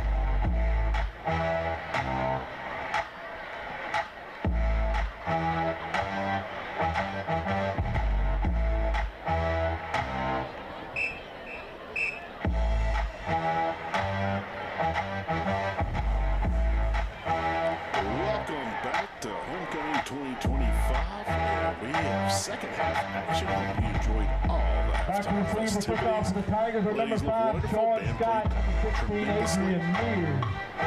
We have handed out flowers and crowns and taken plenty of pictures. And now it's time to play football, Brett. Let's do it. Let's play football. Hope the second half is as dominant for the Tigers as was the first half. 24-0 lead for your Hernando Tigers. Looked just absolutely fantastic in all aspects of the game. That was one of the keys we hit on at the beginning of the game, and our keys to the game was to be outstanding in all three aspects of the game: special teams, defense, offense. And couldn't ask for much better for Coach Steve McCann. What you got to guard against here is that letdown when you get big in the second half, in that halftime, and come out flat in the second half. Tigers did get the ball to start the second half here. Center Hill bunched up. I do expect him to break, kick deep. But it wouldn't be unheard of for them to try to start the second half off with an onside kick. So to all you listening at home and watching, we understood that there were some technical difficulties. Not everyone was able to hear us for about the first half of the first quarter, the first part of the first quarter, I should say. Kick's going to look like it's going out of bounds. It does. Flag on the play. That will be against the kicking team. So Brad, now we'll repeat some of the things we've heard from Coach McCann for the ones that did hear us and for the ones that didn't. So we're looking forward to bringing you all the second half action. So Coach McCann did talk about homecoming, and he said, you know, he's looking forward to the game, but for the students, he loves the energy. But, you know, with the dress-up days and the float parties and the parade parties, and the parade, and sometimes there's a relationship problems with the wrong person escorting girlfriends. He just said, look, you're 3-0. You're trying to come 4-0. Just don't let distractions get to you this week. And he said it's about getting better this week. Well, Brad, they have definitely done that. We've got competition here in DeSoto County. Oh, run a little bit of reverse. It looks like they were looking for it right there. Stopped behind the line of scrimmage, but they only got back to the line. It still remained first down. We'll call it 9.5, maybe 10. Yeah, they ran that play pretty successfully early in the game. Adrian Mears on the misdirection around the left side. They're only able to pick up. It's a big gain in the first time they ran it. Only gained a yard here to start the second half. But Tigers looking to come out hot like they were in the first half. See if they can sustain that momentum and punch the ball in the end zone here and take a big lead. Tigers keep on the ground. More than 4 yards there. Beautiful run right up the middle. Work the left side, cut 32, back Cooper Langford on the carry, brought down by number 4, C.J. Pruitt. Head down and just carries good for a first down. Gets down to midfield, the 50-yard line, Brad. Well, Cooper Langford really making the most of his opportunities. Again, said earlier, Terrence Walton out with a bad ankle tonight, and Cooper Langford has done an outstanding job of filling in for him. Again, next man up, and ball's in capable hands of Cooper Langford here. He's going to try around the left side again, and he's going to get another 9 yards. You know, Brad, we talked about the size. Coach McCann talked about there's Langford 4 big bodies on that side of the ball. Brought down by number 77, he was definitely Ananias concerned about their size. So they have shut down everyone's run this year. So Central couldn't run on them. No one's been able to run on them this season. So they were really worried about that. Tigers have had success running on the Center Hill team. Yeah, they have done a great job. And of course, Coach McCann said he wanted to key on the run tonight. But the Tigers have lit the scoreboard up through the air tonight as well. And look at the offensive line making those holes. And, we talked about Number the starters. 19, Reed Sanders on the carry, Center brought at down right number 4, guard, Jalen C.J. Wilkins Pruitt. at right tackle was Garrett Sanders' Horton. He's carry getting the is start good tonight. for a Ben Burnett, a little banged touchdown. up. Tiger. At left guard, you got Jackson Holloman at tight end. Got Jackson Weathers. Looking for Caleb Hickman to rotate in, and we've seen Baker Percy out there tonight as well. He had a great week of practice. So we're seeing this offensive line impose its will, and they're rotating guys, keeping them fresh, and you're starting to see that pay off. Yeah, Tigers able to get fresh legs, keep fresh legs in the backfield. Here's Cooper Langford again. Going to try that left side again, and got some tempers flaring out there. Langford on the carry. Extracurricular activity. 14, C.J. Harris. Pretty innocuously, no flags on the play, but gain of 2. some spirited discussion after the whistle blew there. You said with Terrence being out, you'd see Brady Clancy along with Elam, Cooper Langford. He also said Wooten would get some touches. So he's really looking forward to all that. We got word, Brad, that Brady broke his collarbone in the first half, so he won't be joining us here in the second half. Oh, wow. So Brady Clancy down. Well, that's a big loss for the Tigers. Brady had a whale of a game last week and was off to a good start this week. You hate to see that, but wish the best for him and hope for him to heal up quickly. Ben Barnett last week got to go against the number 6 lineman in the state, and Ben got after it. And hey, Tigers won the ball game. Ben's a little gingered this week. Garrett Horton getting the start. Ben is there if needed, but Tigers tested their depth here a little bit this week. Yeah, decision time here for the Tigers. Going to be about 4th and 5. Let's see what Coach Steve McCann opts to do here. Here comes the Mr. Mistlefoot himself, Will Usselton, number 2, out onto the field. Going to try a long field goal here. Looks like it's going to be about a 42-yarder if, set the ball tee down 32-yard line. 42-yard field goal upcoming here for Will. And I believe Gavin will hold for him. Yeah, Gavin with the hold. Oh, hits the upright. Heath, looks like maybe the whistle blew there. I thought I heard a whistle. I thought I heard a whistle too. We're going to see what happened. We're up in the booth here, and we don't have the windows open, and we don't have a crowd mic, so I'm not sure. But, yes, it looks like Hernando was given the timeout, and so the kick did not happen. So Will might just get another practice. That's all it was. Yeah, Will might get another shot at it here. We'll see. I bet he makes up for it here. The old doink off the upright there, as they say in the NFL. Last year there was a rash of doinks in the NFL. Several games decided off the upright. Upright still vibrating. You can barely see it shake. All right, so here we go.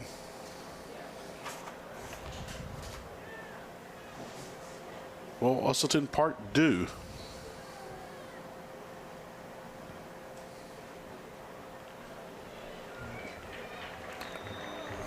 Oh, and just missed that one. Yeah, it looked like that one came off to the left a little bit. Field goal is no good, and Center Hill takes over. Tiger offense did a great job chewing up about 4 minutes of clock there, though, to start the second half. And Mustangs will take over at their own 25-yard line, 1st down and 10, and put the Tiger defense back out there, see if they can keep the clamps on the Mustangs as they have all night tonight. Well, tonight starting for the Tigers was Colton Massey at nose guard. You had Jackson Weathers, defensive tackle. Jackson has played an excellent game tonight. You had Scooter Rayburn and Caleb Hickman at the DN spots. Look for Jimmy Moore out there on the D-line tonight. So Tigers in the backfield. Wow, big smothering hit right there. Tigers really getting physical first play on defense here in the second half. And right there, Colton Massey just destroyed that running back. Yeah, Noah Elam in on the tackle as well, and Big Mount Massey finished off the running back for no gain. 2nd down, 10 yards to go for the Mustangs, their own 20-yard line.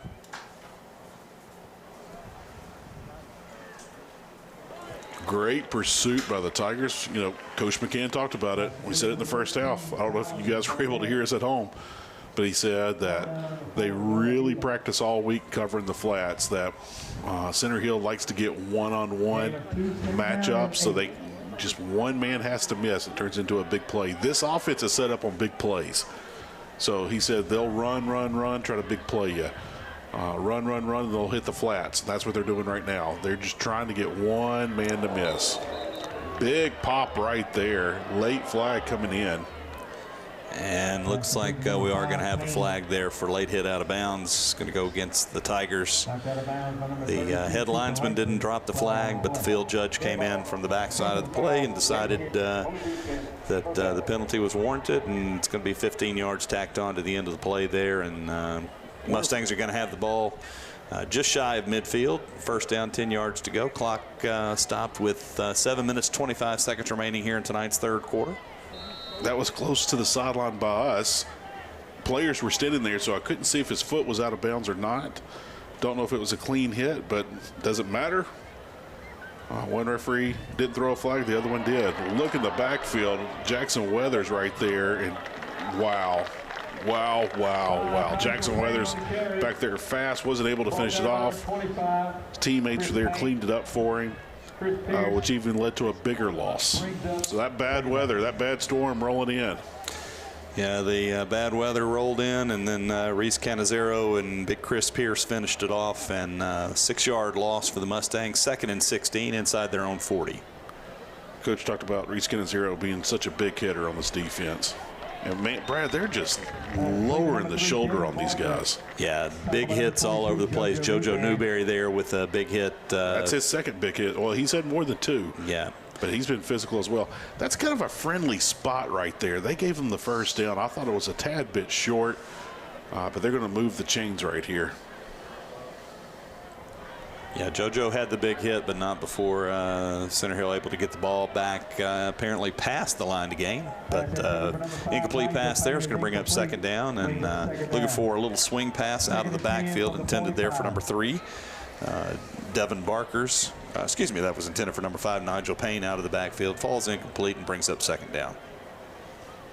Brandon Sefjack, seniors had a good week of practice. Brandon rotating in and out on defense tonight. And once again, they're working those flats, Brad. Just like Coach McCann. You know, Coach McCann has been extremely accurate on everything this year.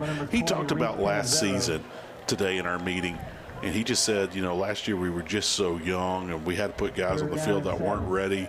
He said, but they all grew up, and now we're starting to see the benefit of that. And, you know, this is mainly a junior class. There's so many juniors playing, and they all played as sophomores last year. So you're really starting to see that experience come on right now. Scooter got a little excited there. There's going to be a flag, but it'll still remain 3rd down.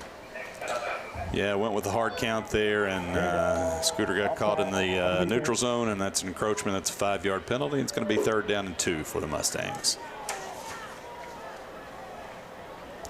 Tigers looking to go all-time versus Center Hill. They are 2-5 all-time. Last win in 2022 and 2021. And looking to go 3-5 all-time against the Mustangs here tonight. Also looking to go, they are 5-1-1 on September 19th. Oh, look at there. In the that's going back to 1975. So in the last 50 years, Tigers have played 7 times on this date. Record of 5-1-1. Go all the way back to 1975 when they tied Rosafort 0-0 on this date 50 years ago. Wow. Wow. Just exiting your screen a second ago, you saw number 57, Josh Stiles. Said Josh had a good week, getting some time in at DN. You could see him going in at tackle at times, but we'll watch for Josh Stiles getting out there. You know, we're starting to see more and more substitutions as the season goes on. And, Brad, that's several things. One, you're trying to protect some of your guys, but 2, some of your guys are developing faster, and coaches have more trust in them. They're starting to figure things out like practice, light bulbs going off for the players, and they're really starting to make things happen here on Friday night. Big things happen. Yeah, big 3rd down here for the Tiger defense. See if they can hold Center Hill here. Nope. Massey in the backfield. great job by the Tigers. Big Mount Massey. They can do anything with him. Well, very few people can. Heath, quite honestly, but busted through the line there. They're going to say that he got back to the line of scrimmage, so it's going to end up being 4th down and 3. Actually, they're going to say he lost a yard. Now about 4th down and 4. And Center Hill offense going to stay on the field and go for it here. Again, I don't have much of a choice. Down 24-0 here, midway through the 3rd quarter. I think he got just enough. Falls forward for the 1st down. That'll move the chains. You know, Coach talked about practice this week. We mentioned Selfjack. Brandon Selfjack had a great week of practice. Garrett Horton said Jackson Weathers always has a good week every week. Hillard linebacker said Odom broke his arm, so he's out 4 to 6 weeks. Kenan Zero's been sick, so, you know, they're trying to get some things going there. Heath Hammett got the start tonight. So, working that right side, turned on the speed. You know, they talked about, Coach McCann talked about the running back at Center Hill, said that they had a dynamic running back last year where they lost him to Collierville. He's playing with the Dragons now in Collierville, and said this running back is really good. He's just not as big as the running back they had last year. So, did not know the transfer portal existed in high school football, but here we are. Pass falls incomplete. Say Chris Pierce, Blake Light will just be starting tonight at inside backers. They've both had some big hits. He said you'll see many and multiple combinations at linebacker tonight. So they're rotating a lot of guys right there behind the defensive line. A little bit of a pump fake there. Shimmy in the shoulder. Gets stood up. Thought that ball came out for a second, but it did not. Tigers just everywhere tonight defensively, Brad. Well, Heath, I said it earlier in the first half, but when number 12 Elijah Perry gets his hands on you, it's over. You're going to the turf. You're not getting away from him. Did a great job there. Stood his man up, drove him back, got him on the ground. 7-yard gain on the play brings up 3rd down. Coach McCann talked about the speedy wide receivers. Ooh, big pop right there. They might blow that incomplete, but a huge pop. Just bam, right there. Helmet on the ball. That was a huge hit. Noah Elam just going in there wreaking havoc. Heath, the hits that the Tiger defenders are laying out there tonight, just unbelievable. They really are. Just bringing the lumber tonight. Pinning those ears back and just attacking. Angry football. Angry football. Bobby Boucher would be very proud. So looks like the Mustangs are going to try to get on the board here. So they trot out number 19, Aiden Anwalt. See if he can tack 3 points on with the field goal try here. Said he's very accurate, but his leg is not strong enough for longer field goals. But right there, we see exactly what happened and what they were talking about. So guess what? Center Hill finally gets on the board. They got on the board first here in the second half. 24-3 is the score. You know, and the Tiger offense getting ready to come out on the field. We mentioned it many times tonight. That massive defensive line. Coach McCann talked about it, but he says we've got to run the ball to win. Brad, they've been able to run the ball, and they're winning. You know, earlier in the first quarter, we talked about how they were getting that matchup on the left side, throwing downfield, and they got 2 touchdowns out of that. And then they just kept it on the ground. So whatever Center Hill did to adjust to keep the pass going there on the left side, it was just answered so quick by Hernando just to pound the rock, just pound. And it hasn't been pretty for Center Hill. No, Center Hill found the sledding difficult, as they say. And big credit to Tiger defense tonight again, just imposing their will and really sticking it to the Center Hill offense, and Center Hill able to come away with 3 points on that drive. 24-3 Tigers here midway through the 3rd quarter. That's a decent kick. That's probably the longest kick we've seen out of them tonight. So they said they like to kick it just short of the goal line and stop you before the 20. Coach McCann talked about that. That's exactly what they did right there. They kicked it just shy of the goal line and keep you from getting to the 20-yard line. They have a lot of speed on this team. They got a lot of speed at wide receiver. They got a lot of speed in the secondary, and they got plenty of speed there on kickoff, and we saw it executed right there. Well, Heath, I know, I believe you when you say that the Center Hill kicker, Aiden Anwalt, doesn't have a booming leg, but on that field goal try and then on the kickoff there, looked like plenty of leg. Again, as you said, stopped it just short of the goal line. Sean Scott did a great job corralling it and taking the ball out just shy of the 20-yard line where the Tigers take over. 32 Cooper Langford. Healthy dose of Cooper Langford coming here as he has all game. Had an outstanding game and got to be inching up there close to triple digits by now, Heath. At least in total offense, because he had that one long 40-ish yard screen pass. So total offense is definitely in triple digits, and rushing yards may be getting close. All right, here we go. Oh, ball comes loose. Center Hill picks it up off the grass, off the turf, and that will be a turnover. And Center Hill is back in business. Now, Brad, we talked about this. It'd be ideal that Hernando get on the board, put this game 30-something to nothing, and make things happen. Center Hill was first on the board here in the second half, 3-0, and now they can get this. If they can score a touchdown here, they've got to a 2-touchdown game heading into the fourth quarter. Well, that was a nice hit there by number 24 linebacker Martez Richmond on Cooper Langford there. Really stuck it to him. Ball popped out. Tiger lineman had a chance to fall on it, wasn't able to bring it in, and Center Hill picks it up. Takes over at 26-yard line, first down, 10 yards to go. You talked about those big fullbacks, those tight ends, number 10 and 88 for Center Hill. Sometimes they line them up at tight end, sometimes they line them up in the backfield, and they like to impose their will. But right now, Center Hill working the outside. They know they can't get much on the inside, so they're starting to work the outside, and you saw it there on the last play. Yeah, that was number 12, Trenton Martin, on the end around there, and Tiger defense stayed home, but just too much speed out of Martin there. He was able to get to the boundary and down inside the 10-yard line. First and goal for Center Hill there. Again, clock ticking away here. Under 3 minutes remaining in tonight's third quarter.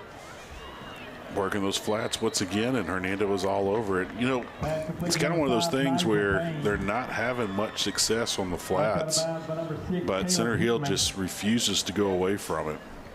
Yeah, that was a nice job there by number 6, Caleb Hickman, out in the flat to bring down the running back, number 5, Nigel Payne, for minimal gain, brings up second and goal.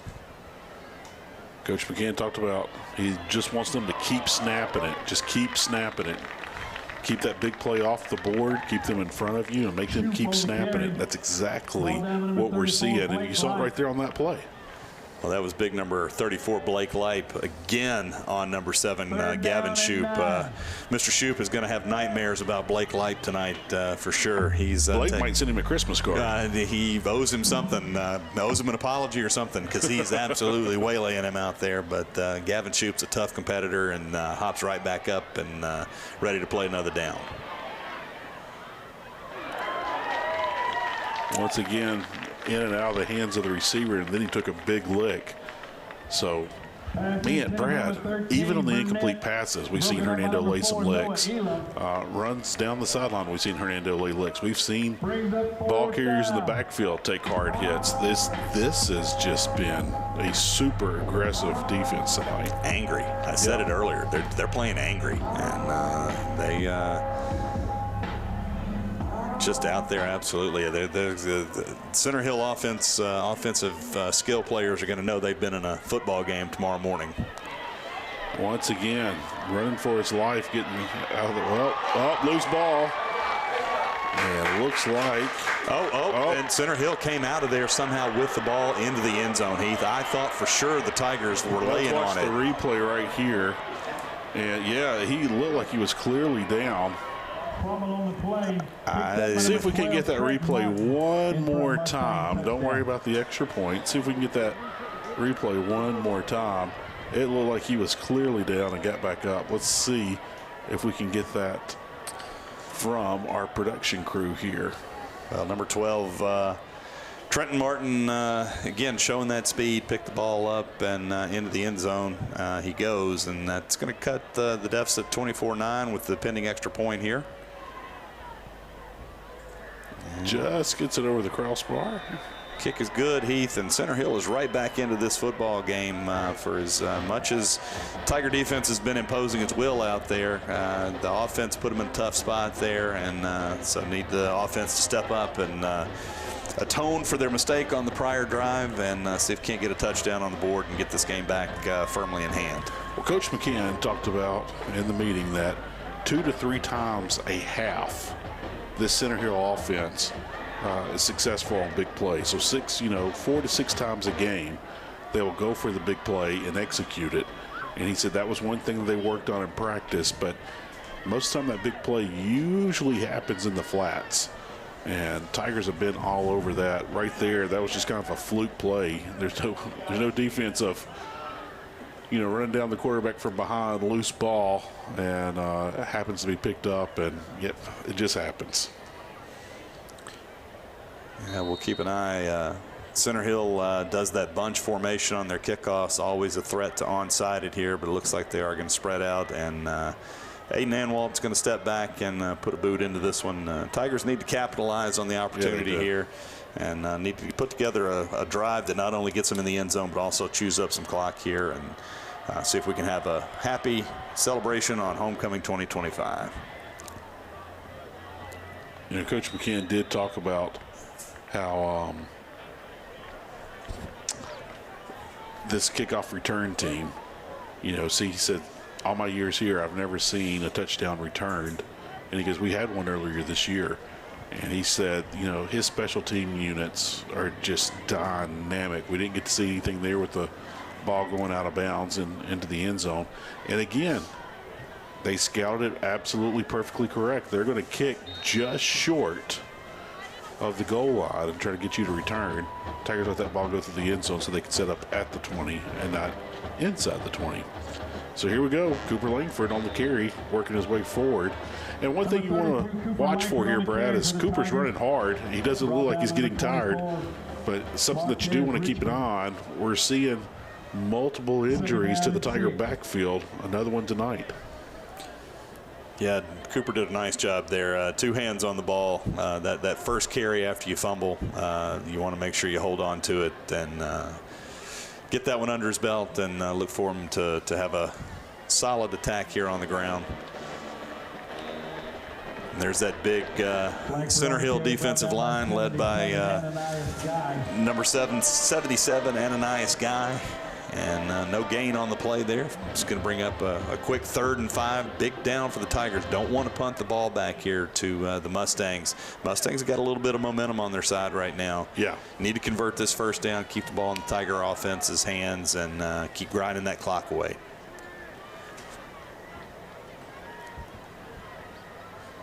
Tigers have got 2 wide receivers to the right, along with a running back and a tight end, or a flex. They work that right side. Pass falls incomplete. 34 seconds remain here in the 3rd quarter on homecoming 2025.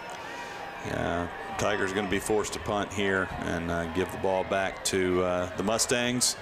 And need the Tiger defense to step up here, maybe get a turnover or force a quick change of possession somehow. Because, again, as we said, Heath, Center Hill got a little bit of momentum here. And they score a touchdown. They are right back in this game. Number 3, Devin Barker is back to receive for the Mustangs. Usselton back in punt formation. End over end kick. Takes a Tiger bounce. A little bit of a push there, shove in the back. But the Tigers down it. Coach McCann talked about Choctaw County got leverage last week. And he goes, it's on film. He goes, Center Hill saw it. He goes, they expected to see Center Hill try to exploit that tonight. They haven't really been able to do that. But he said, no matter what, someone has to make a play. And I think that's where you are in this ballgame right here. Needing someone to make a play here on defense, kind of shut the door, take away that momentum. You just crush their MO, and kind of take this one home on homecoming night. Yeah, your offense is a little stagnant right now and sputtering a little bit. So see if the defense can't turn the ball over here and get the ball back, get something moving. Working the flats once again. Pass complete to number 5, Nigel Payne. Knocked that around by number 20, Reese Canizero. 2nd down and 7. Pretty nice crowd of fans came down from Center Hill. Pretty good crowd on the opposite side. Of course, a huge crowd here on the home side here on homecoming, as you would expect. Nice night for football. Massey and Weathers and Scooter right there all wanting to tee off in the backfield.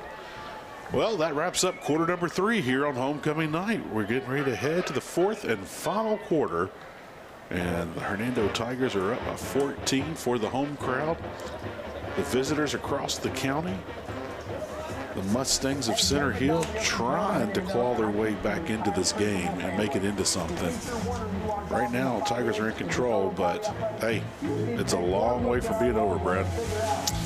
Yeah, Heath, especially again, we talked about it just a second ago, but the momentum is definitely on the side of the Center Hill Mustangs right now. And need to see if the Tiger defense can step up and put an end to that, and see if we can get a good outcome here on homecoming 2025. Tigers dominated the first half, no doubt about that. No two ways around that. But came out, offense has been kind of slow to start here, coming out of halftime, and a couple of took advantage and we had a quick power outage there, I thought, but I guess that's those fancy new stadium lights that everybody has now, and real quickly they're right back on at full strength. Well, let's watch the line of scrimmage here. Who's going to win this battle? 3 down linemen for your Tigers. Tigers are getting some pursuit in the backfield. Not much. The linebacker stepped up, filled those gaps. Going to bring up a big 3rd down here, Heath. Yep, third down and 4 from the 36-yard line. Look like we've got a Mustang shaking up on the play, and that's big number 77. That's their big defensive lineman and offensive lineman, Ananias Guy, on the turf. And he's in some pain right now. Can't tell if it's a cramp or an ankle. Definitely a lower extremity injury here. And excuse me, that's not 77. That's 72. Caden Mitchell, sophomore offensive lineman for the Mustangs. He's sitting up, and it looks like it may be a cramp. Hopefully he's able to shake it off.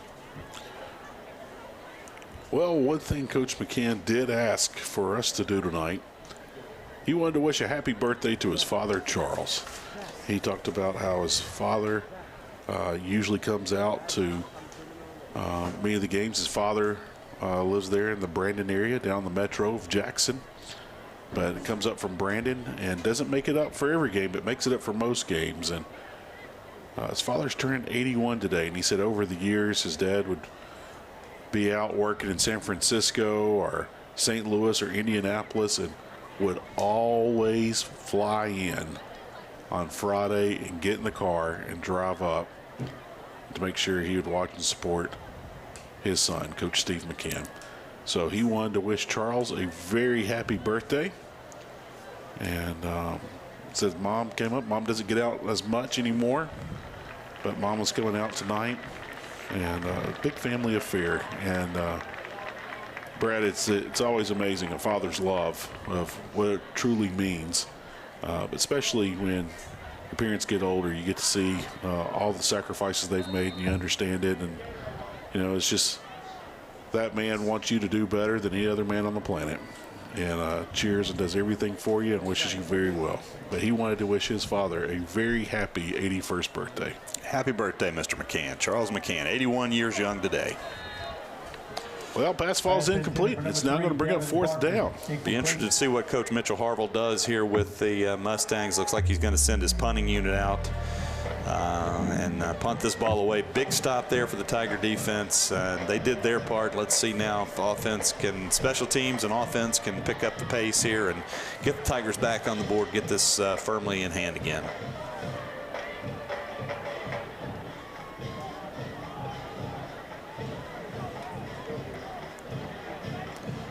Well, they said they put about 30 to 35 yards. Tiger defense kind of pointing out something, but nothing there. No trick play in there. Fair catch was made. And that's where the Tigers will take over on the 25-yard line. So 11:22 left in tonight's homecoming contest.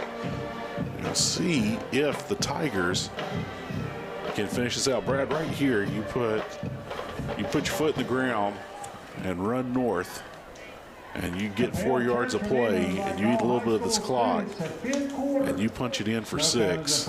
This ball game is over. Yeah, Heath, you like to see the offense run some clock here. 75-yard drive for a touchdown, and about 5 minutes off the clock would be just what the doctor ordered here. Let's see what Coach Steve McCann and his offensive coordinator Colin Boone draw up. First play goes the wrong direction, a loss of round 2. Brought down by number 24, Marquez Richmond. Heath, want to give a big shout out and wish good luck and break a leg to the Hernando band. I believe there's a big competition tomorrow, and good luck to those folks. They work hard, and beautiful setup right there. Yeah, Hernando got a expo at DeSoto Central tomorrow. I believe this is the last kind of little tune-up, I do believe, before I think they call it Bandtober, where October is band competition every single weekend. Yeah, I know there's always, living up close to the Liberty Bowl up in the city of Memphis where I do. I know there's a big band competition that goes from sun up to sundown on one Saturday whenever, not sure whichever weekend it is, but whenever Memphis is not in town, there's a big band competition at the Liberty Bowl. And lots of green grass right there, Brad. That's a foot race. Nice move there by Cooper Langford. Step. He absolutely juked Center Hill Mustang. Watch this move right here, Brad. Just whoops. Excuse me. That was number 4, Colin Pruitt, guilty of leaving some undergarments on the field there. Nice run by Cooper Langford there.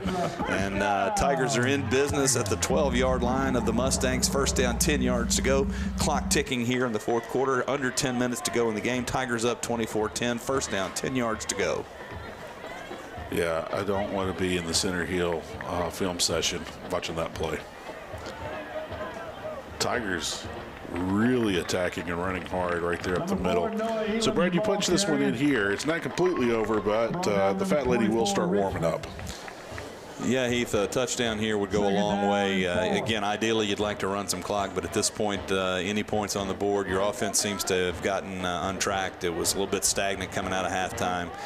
Really running a two-headed monster at him right now. 32 Cooper Langford and number 4 Noah Elam instead of in the place of number 1 Terrence Walton, who's out with an ankle injury tonight.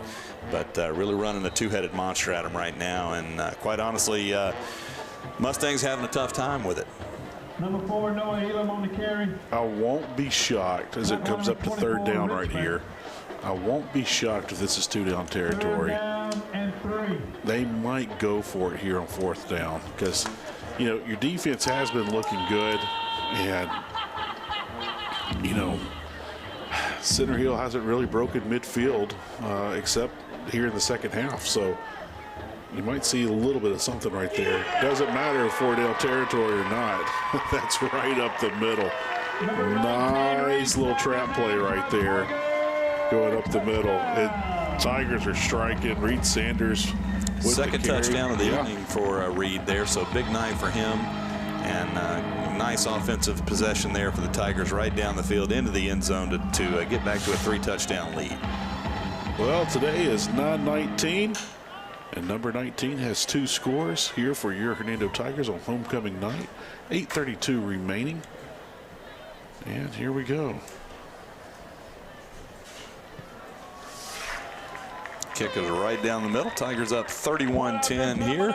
8 minutes and 32 seconds remaining in tonight's game here. Homecoming 2025 on the campus of Hernando High School. Center Hill Mustangs, Coach Mitchell Harville made their way down from the other side of the county.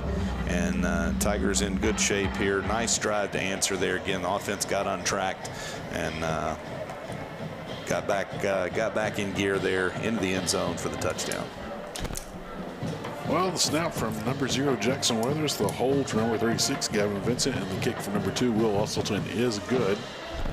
And the Tigers extend this lead to 21. 8.5 minutes plus left in tonight's contest. And Brad, I believe the homecoming dance, people are starting to think about it a little bit more. Yeah, you don't want your team focused on it, but it's okay for the students in the stands to start thinking about it. But Tiger football team got more business to take care of here, looking to close it out, and so everybody can enjoy that the rest of the homecoming festivities.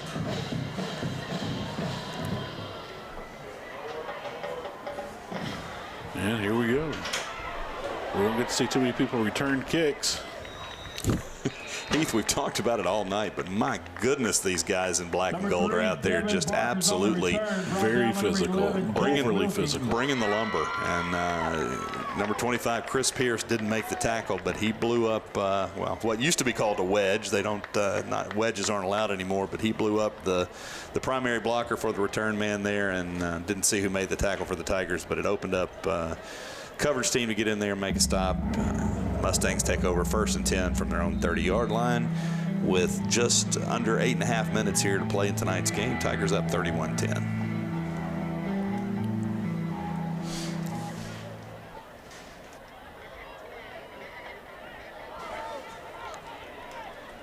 Going deep, got one man overshot.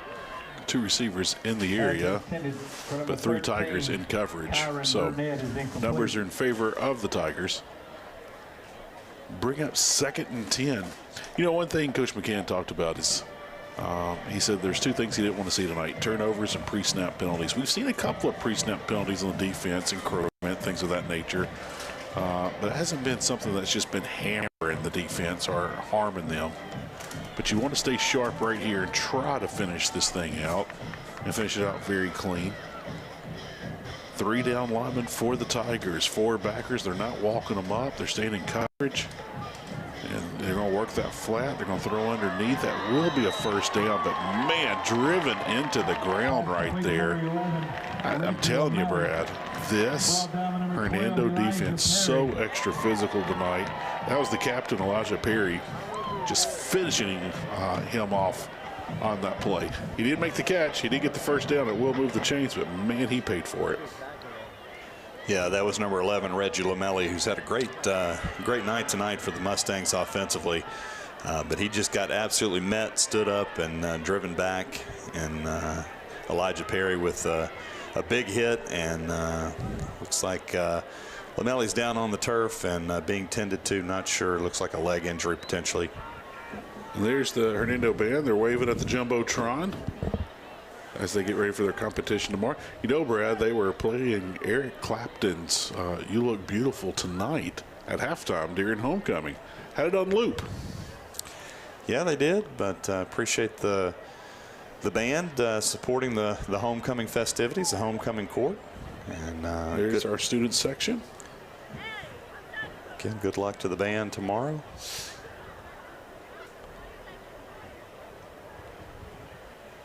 Eight minutes, 12 seconds remain. Got an injury currently. They're addressing that. We'll see what happens here shortly. There's the Mustang cheerleaders.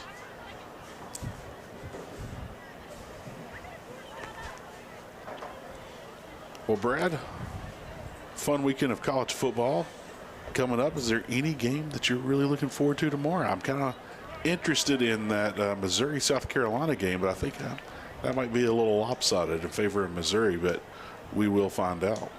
Yeah, South Carolina certainly having their struggles. Of course, Ole Miss taking on Tulane tomorrow. Mississippi State has Northern Illinois, and Arkansas Razorbacks are in town at the Liberty Bowl to take on Memphis, 11 a.m. I'll be there for that one. Had Dave Woloshin on our radio show this week. Wolo, he's been doing it a long time. 50 years in broadcasting. Yeah, he's been around a long time. Carbondale, Illinois, Southern Illinois University.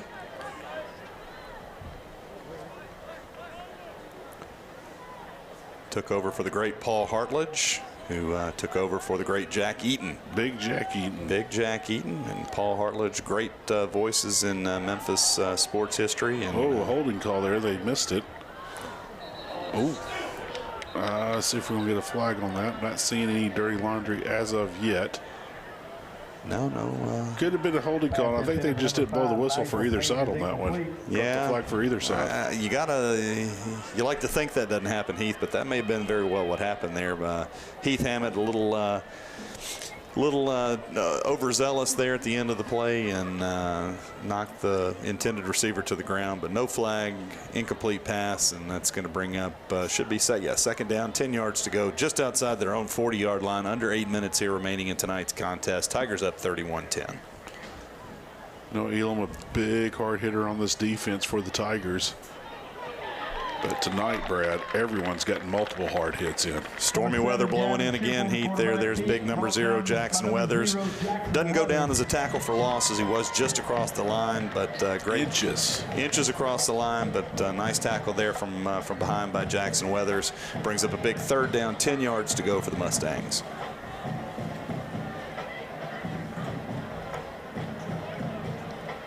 Well, you'd like to think that the Mustangs will go for it on fourth down, and we've seen a lot more passing here recently. They're trying to get back into the ball game and save a little bit of that clock on incomplete passes. There's a running play. Tigers are on it on that reverse. Lost yardage on the play, brought down in the backfield. So loss of 1, maybe 1.5. Absolutely fantastic pursuit there. Number 15, Heath Hammett. Number 4, Noah Elam for the Tigers. Strung that play out along the, excuse me, I thought that was number 4. Actually, I believe that was number, if I can get a number here, number 34, Blake Lipe, stringing that play out there. Got back to the line of scrimmage, brings up 4th and 10. Mustangs going to go for it here. Trip receivers to the right, bad snap over his head, and this is going to get crazy, Brad. Brought way down, huge loss, dropped inside the 20. That's a 21-yard loss on the play. So back-to-back plays, tackles for losses. Turnover on downs. It's first down. Yeah, Heath, very similar to the very first offensive play of the game for Center Hill. Took the opening kickoff and their first play from scrimmage. Snap over the head of quarterback Gavin Shoup. Wasn't able to fall on that one. Is able to pick this one up and scramble for maybe a couple of yards from where he picked the ball up. But as you said, Heath, big loss on the play. First down, 10 yards to go for the Tiger offense at the 20-yard line. 6 minutes, 21 seconds remain here in tonight's game. 31-10 Tigers. Looking good here, looking to punch this one in and salt this one away.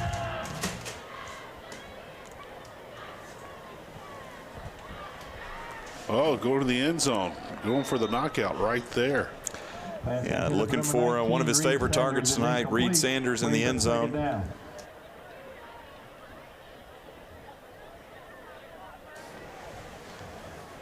Pass falls incomplete and going to bring up second down. Again, Reed's had a big night tonight.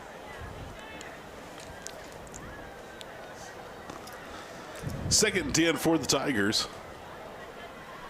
I'm assuming the Tigers will keep this one on the ground. Went for the knockout punch, and I respect that call. That'd been fun for the home crowd. Keeping it on the ground, getting that clock running. We're going to be under 6 minutes by the next time we get another snap for this Tiger offense. Yeah, going to be third and around 7 here. We're going to have our water timeout, last water timeout of the evening, fourth quarter here. 5 minutes and 58 seconds remaining. Steve and I got to chit-chatting after our meeting and did not know this about Coach McCann. Played a little college baseball, Brad, and he was talking about his dad and all the great things that he did. Said he had a little mortgage business and kept the books for a lot of big companies and things like that over the years, and traveled, kept the books for a lot of people. But he said they also were raised miniature schnauzers, helped him pay for college back in the day.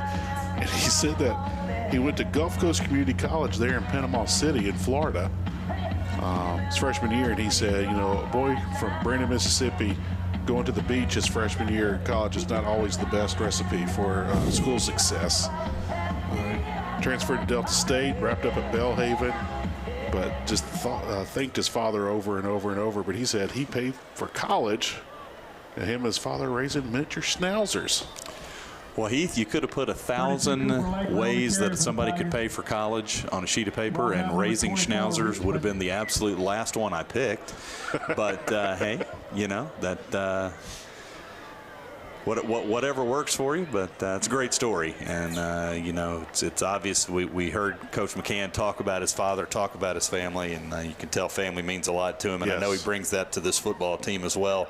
He doesn't want this to be a team; he wants this to be a family, and he approaches this coaching in the same way he approaches his family life. Jackson Weathers over the ball.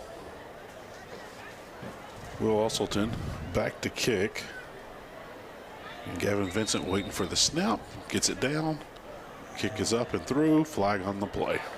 And Brad, here on the bottom left side of the field, just out of screen, is the cheerleaders. They're having dual back tuck, or some are doing back handspring, some are doing back tucks, and some are doing both. But we're dueling off side by side. And here goes the last group now. All right. So there you go. Quite impressive. Absolutely it is. I've never been able to get my big you-know-what over my head there. So feet. Big feet. My big feet. Thank you, Heath. Yeah, bailed me out there. But again, all of the cheer teams, all of the spirit squads and the band do a great job. They work just as hard as this football team, and they do a great job making the environment top-notch. Again, nobody does Friday Night Lights like Hernando High School. Tigers dropped in the backfield. Will bring up second down situation. That was first and goal from the 10, but that's going to keep the clock rolling. So we'll be close to 4 minutes when this ball is snapped. Probably about 4 minutes, 15 seconds when we snap the ball here. Tigers are able to get points on the board here. You got to think that that's going to be the end of it. There's Reed Sanders on that. I'm sorry, that was Reed Sanders. Shocked that Tigers didn't run a little bit more clock before they snapped that ball. Brad, one thing I want to point out, they ran toward the middle of the field. I wouldn't be shocked, since they've kind of set that up for the field goal right there. Wouldn't be shocked if we see a pass play right here. I don't expect it, but I wouldn't be shocked to see one. One of the things that a lot of coaches do is on first down or second down, they'll run to the middle of the field, kind of leave it up passing down on third down to kind of throw a little bit because you're already set up for the field goal. Well, I don't know if this counts as a pass or not, but it's a good-looking play around the left side. Reed Sanders, number 19. Just marked down inside the 1, 4th and goal. And I think you got to go for this one here. And big Jackson Weathers checking into the ball game along with Noah Elam. I wonder if they're going to line Jackson up in the backfield or if they're going to put him on the line. Let's watch and see what they do right here. He's going in the William Refrigerator Perry style here. They've got big number 7 Scooter Rayburn in there as well. And my guess is this is going to be a wildcat formation to Noah Elam here, and he's going to have his choice of which direction to run. It is a direct snap. Straight, cuts to the left, falls forward into the land of milk and honey. Yeah, nice play design there. That was the first offensive play that the Tigers ran, and was not as successful as that one there, but Noah Elam able to plunge into the end zone, put the Tigers up 37-10, under 3 minutes remaining here. And that should salt this one away, Heath. Homecoming 2025 looks like it's going to be a festive one, or continue to be a festive one.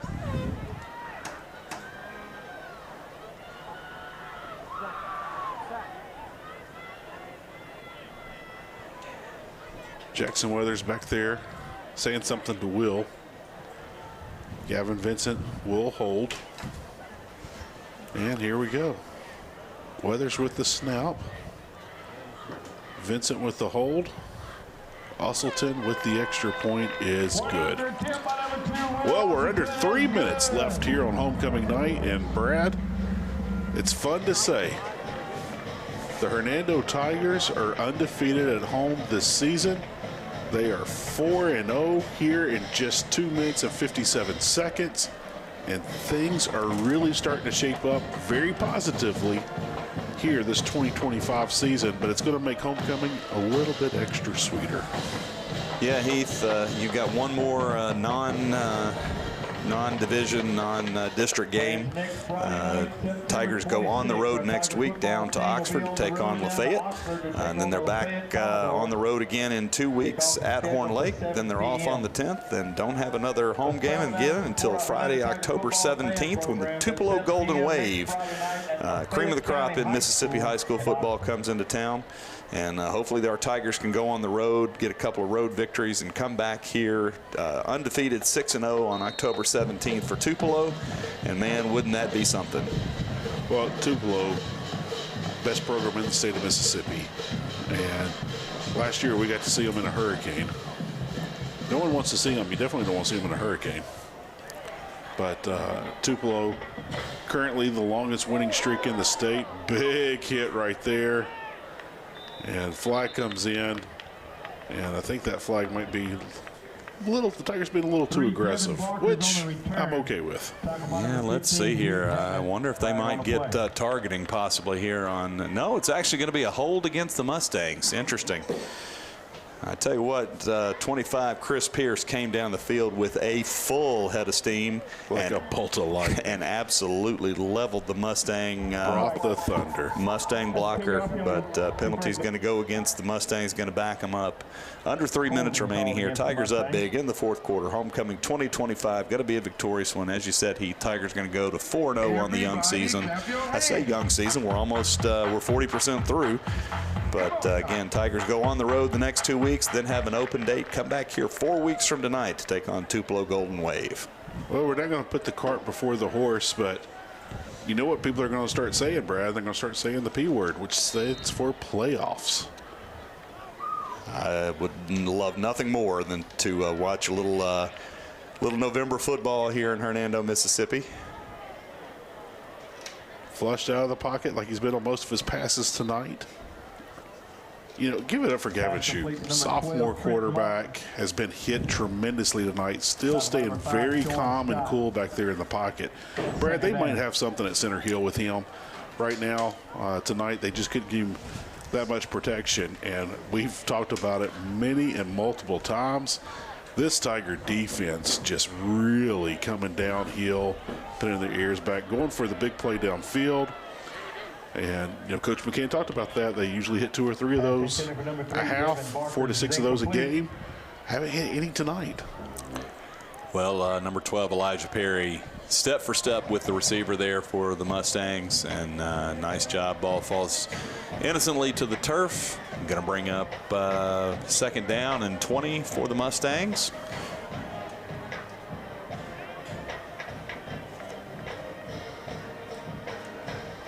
Third and long, third and very long. Got a man right there. Oh, wow. So on 3rd and 20, they were able to convert. That's going to take us under 2 minutes. Been very impressed, Heath, with the Center Hill wide receiving crew. Very sure-handed bunch. They don't miss a lot of. The only missed ball that the receivers got their hands on was a high one that was kind of a little too high to bring in. But sure-handed bunch of receivers and a lot of speed, as you've said multiple times tonight. Well, Center Hill and Hernando have played multiple times, but this hasn't been a good week for Center Hill. The 9th grade team got a last-second field goal win on Monday night. JV followed that game, got them a win over Center Hill as well. And now here, a couple of days later, varsity is getting a win over the Mustangs. So Tigers went 3-0 this week against our friends across the county. Well, Heath, as we said earlier, Tigers and Mustangs have met on the gridiron 7 times, and going back all the way to November 4th of 2011. Again, Center Hill owns 5 wins to 2 over the Tigers. Won the last 2 by a grand total of 3 points, 22-21 last year, and then 34-32 2 years ago. And then had a couple of largest margin of victory in this series has been 13 points, and that was a Tiger win back in 2021. That looks like it could be broken tonight. 73 seconds remain. Excuse me, 74 seconds remain in tonight's contest. They stopped the clock just before. Well, Brad, the Tigers will get tested on the road. That always brings up new challenges. But you've answered all 4 challenges here at home so far tonight. And Chuck, there wasn't a holding call there, but I think the officials are kind of wanting to get out. Maybe they want to go to the homecoming dance as well. Second down and 5. Here we go. So 2nd and 6.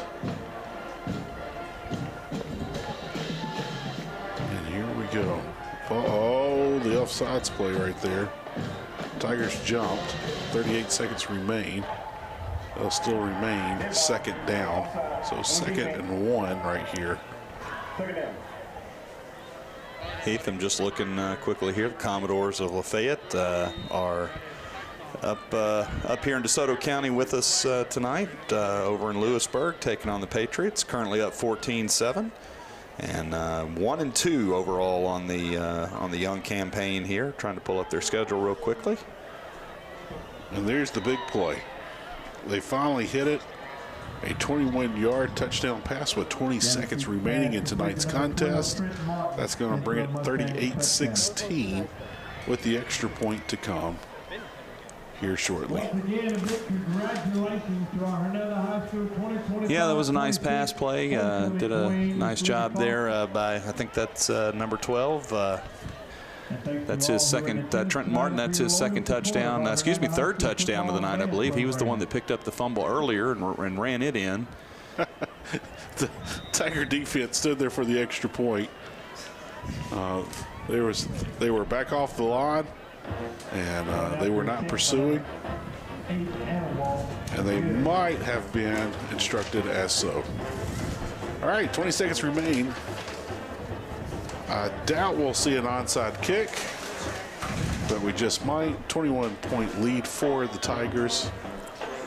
We try to wrap it up. Well, I tell you what, Heath, if you're Coach Steve McCann, you might actually want that here, right? Give your guys an opportunity to practice. Again, no matter how many times you practice, you can't duplicate real game action. And Tigers not in any threat of losing tonight's game, but might be good for the return team to try their hands out at fielding an onside kick here and just get the practice. Might not. You never know when that might come in handy later on in the season at some point. 21-point lead with 20 seconds left. Coach McCann coaching to the final second. He is out there barking instructions, holding those guys accountable. Only going to put 4 returners up. Well, no, actually, here comes the 5th returner there up on the line. That's Jaden Billingsley coming in. And looks like, no, actually, they're going to kick it deep now. So they are still a little tight. They're not outside the hash mark here toward the Tiger sideline, but they are to the very far sideline. And if you can get around toward this side, you could get a big return. There might be a big return right up the middle anyway. Wow, Sean Scott was within a whisper of breaking that one. He had a full head of steam, picked the ball up around the end zone, brought it out across the 40-yard line out to the 45, and was just the Mustangs barely able to get him on the turf. I think a face mask call may not have been called on that one. Looks like his face mask was grabbed on the return. So 13 seconds, and I believe we'll see victory formation. And here we go. My favorite play in football, Heath. Love victory formation. So, ladies and gentlemen, the black, gold, and white will win the game tonight. The final score is, was, and forever shall remain the team celebrating homecoming, your Hernando Tigers, 38. The visitors across the county, the Center Hill Mustangs, 17. Well, ladies and gentlemen, it's been a fun one. We want to give all props to the students here at Hernando High School for running the cameras and producing and directing tonight's game.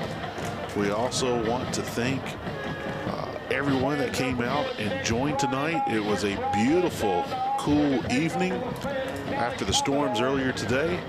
Brought in some wonderful weather for football tonight. And everyone here in the 38632 got to enjoy a fun one. And your Hernando Tigers moved to 4-0 on the season. And next week, the Tigers will have their first road test of the season and the halfway mark on the 2025 football season. Well, ladies and gentlemen, once again, thank you for joining us. For Brad Bush, I am Heath Hopkins. And once again, the final score is, was, and forever shall remain Hernando 38, Center Hill 17. Good night, everybody.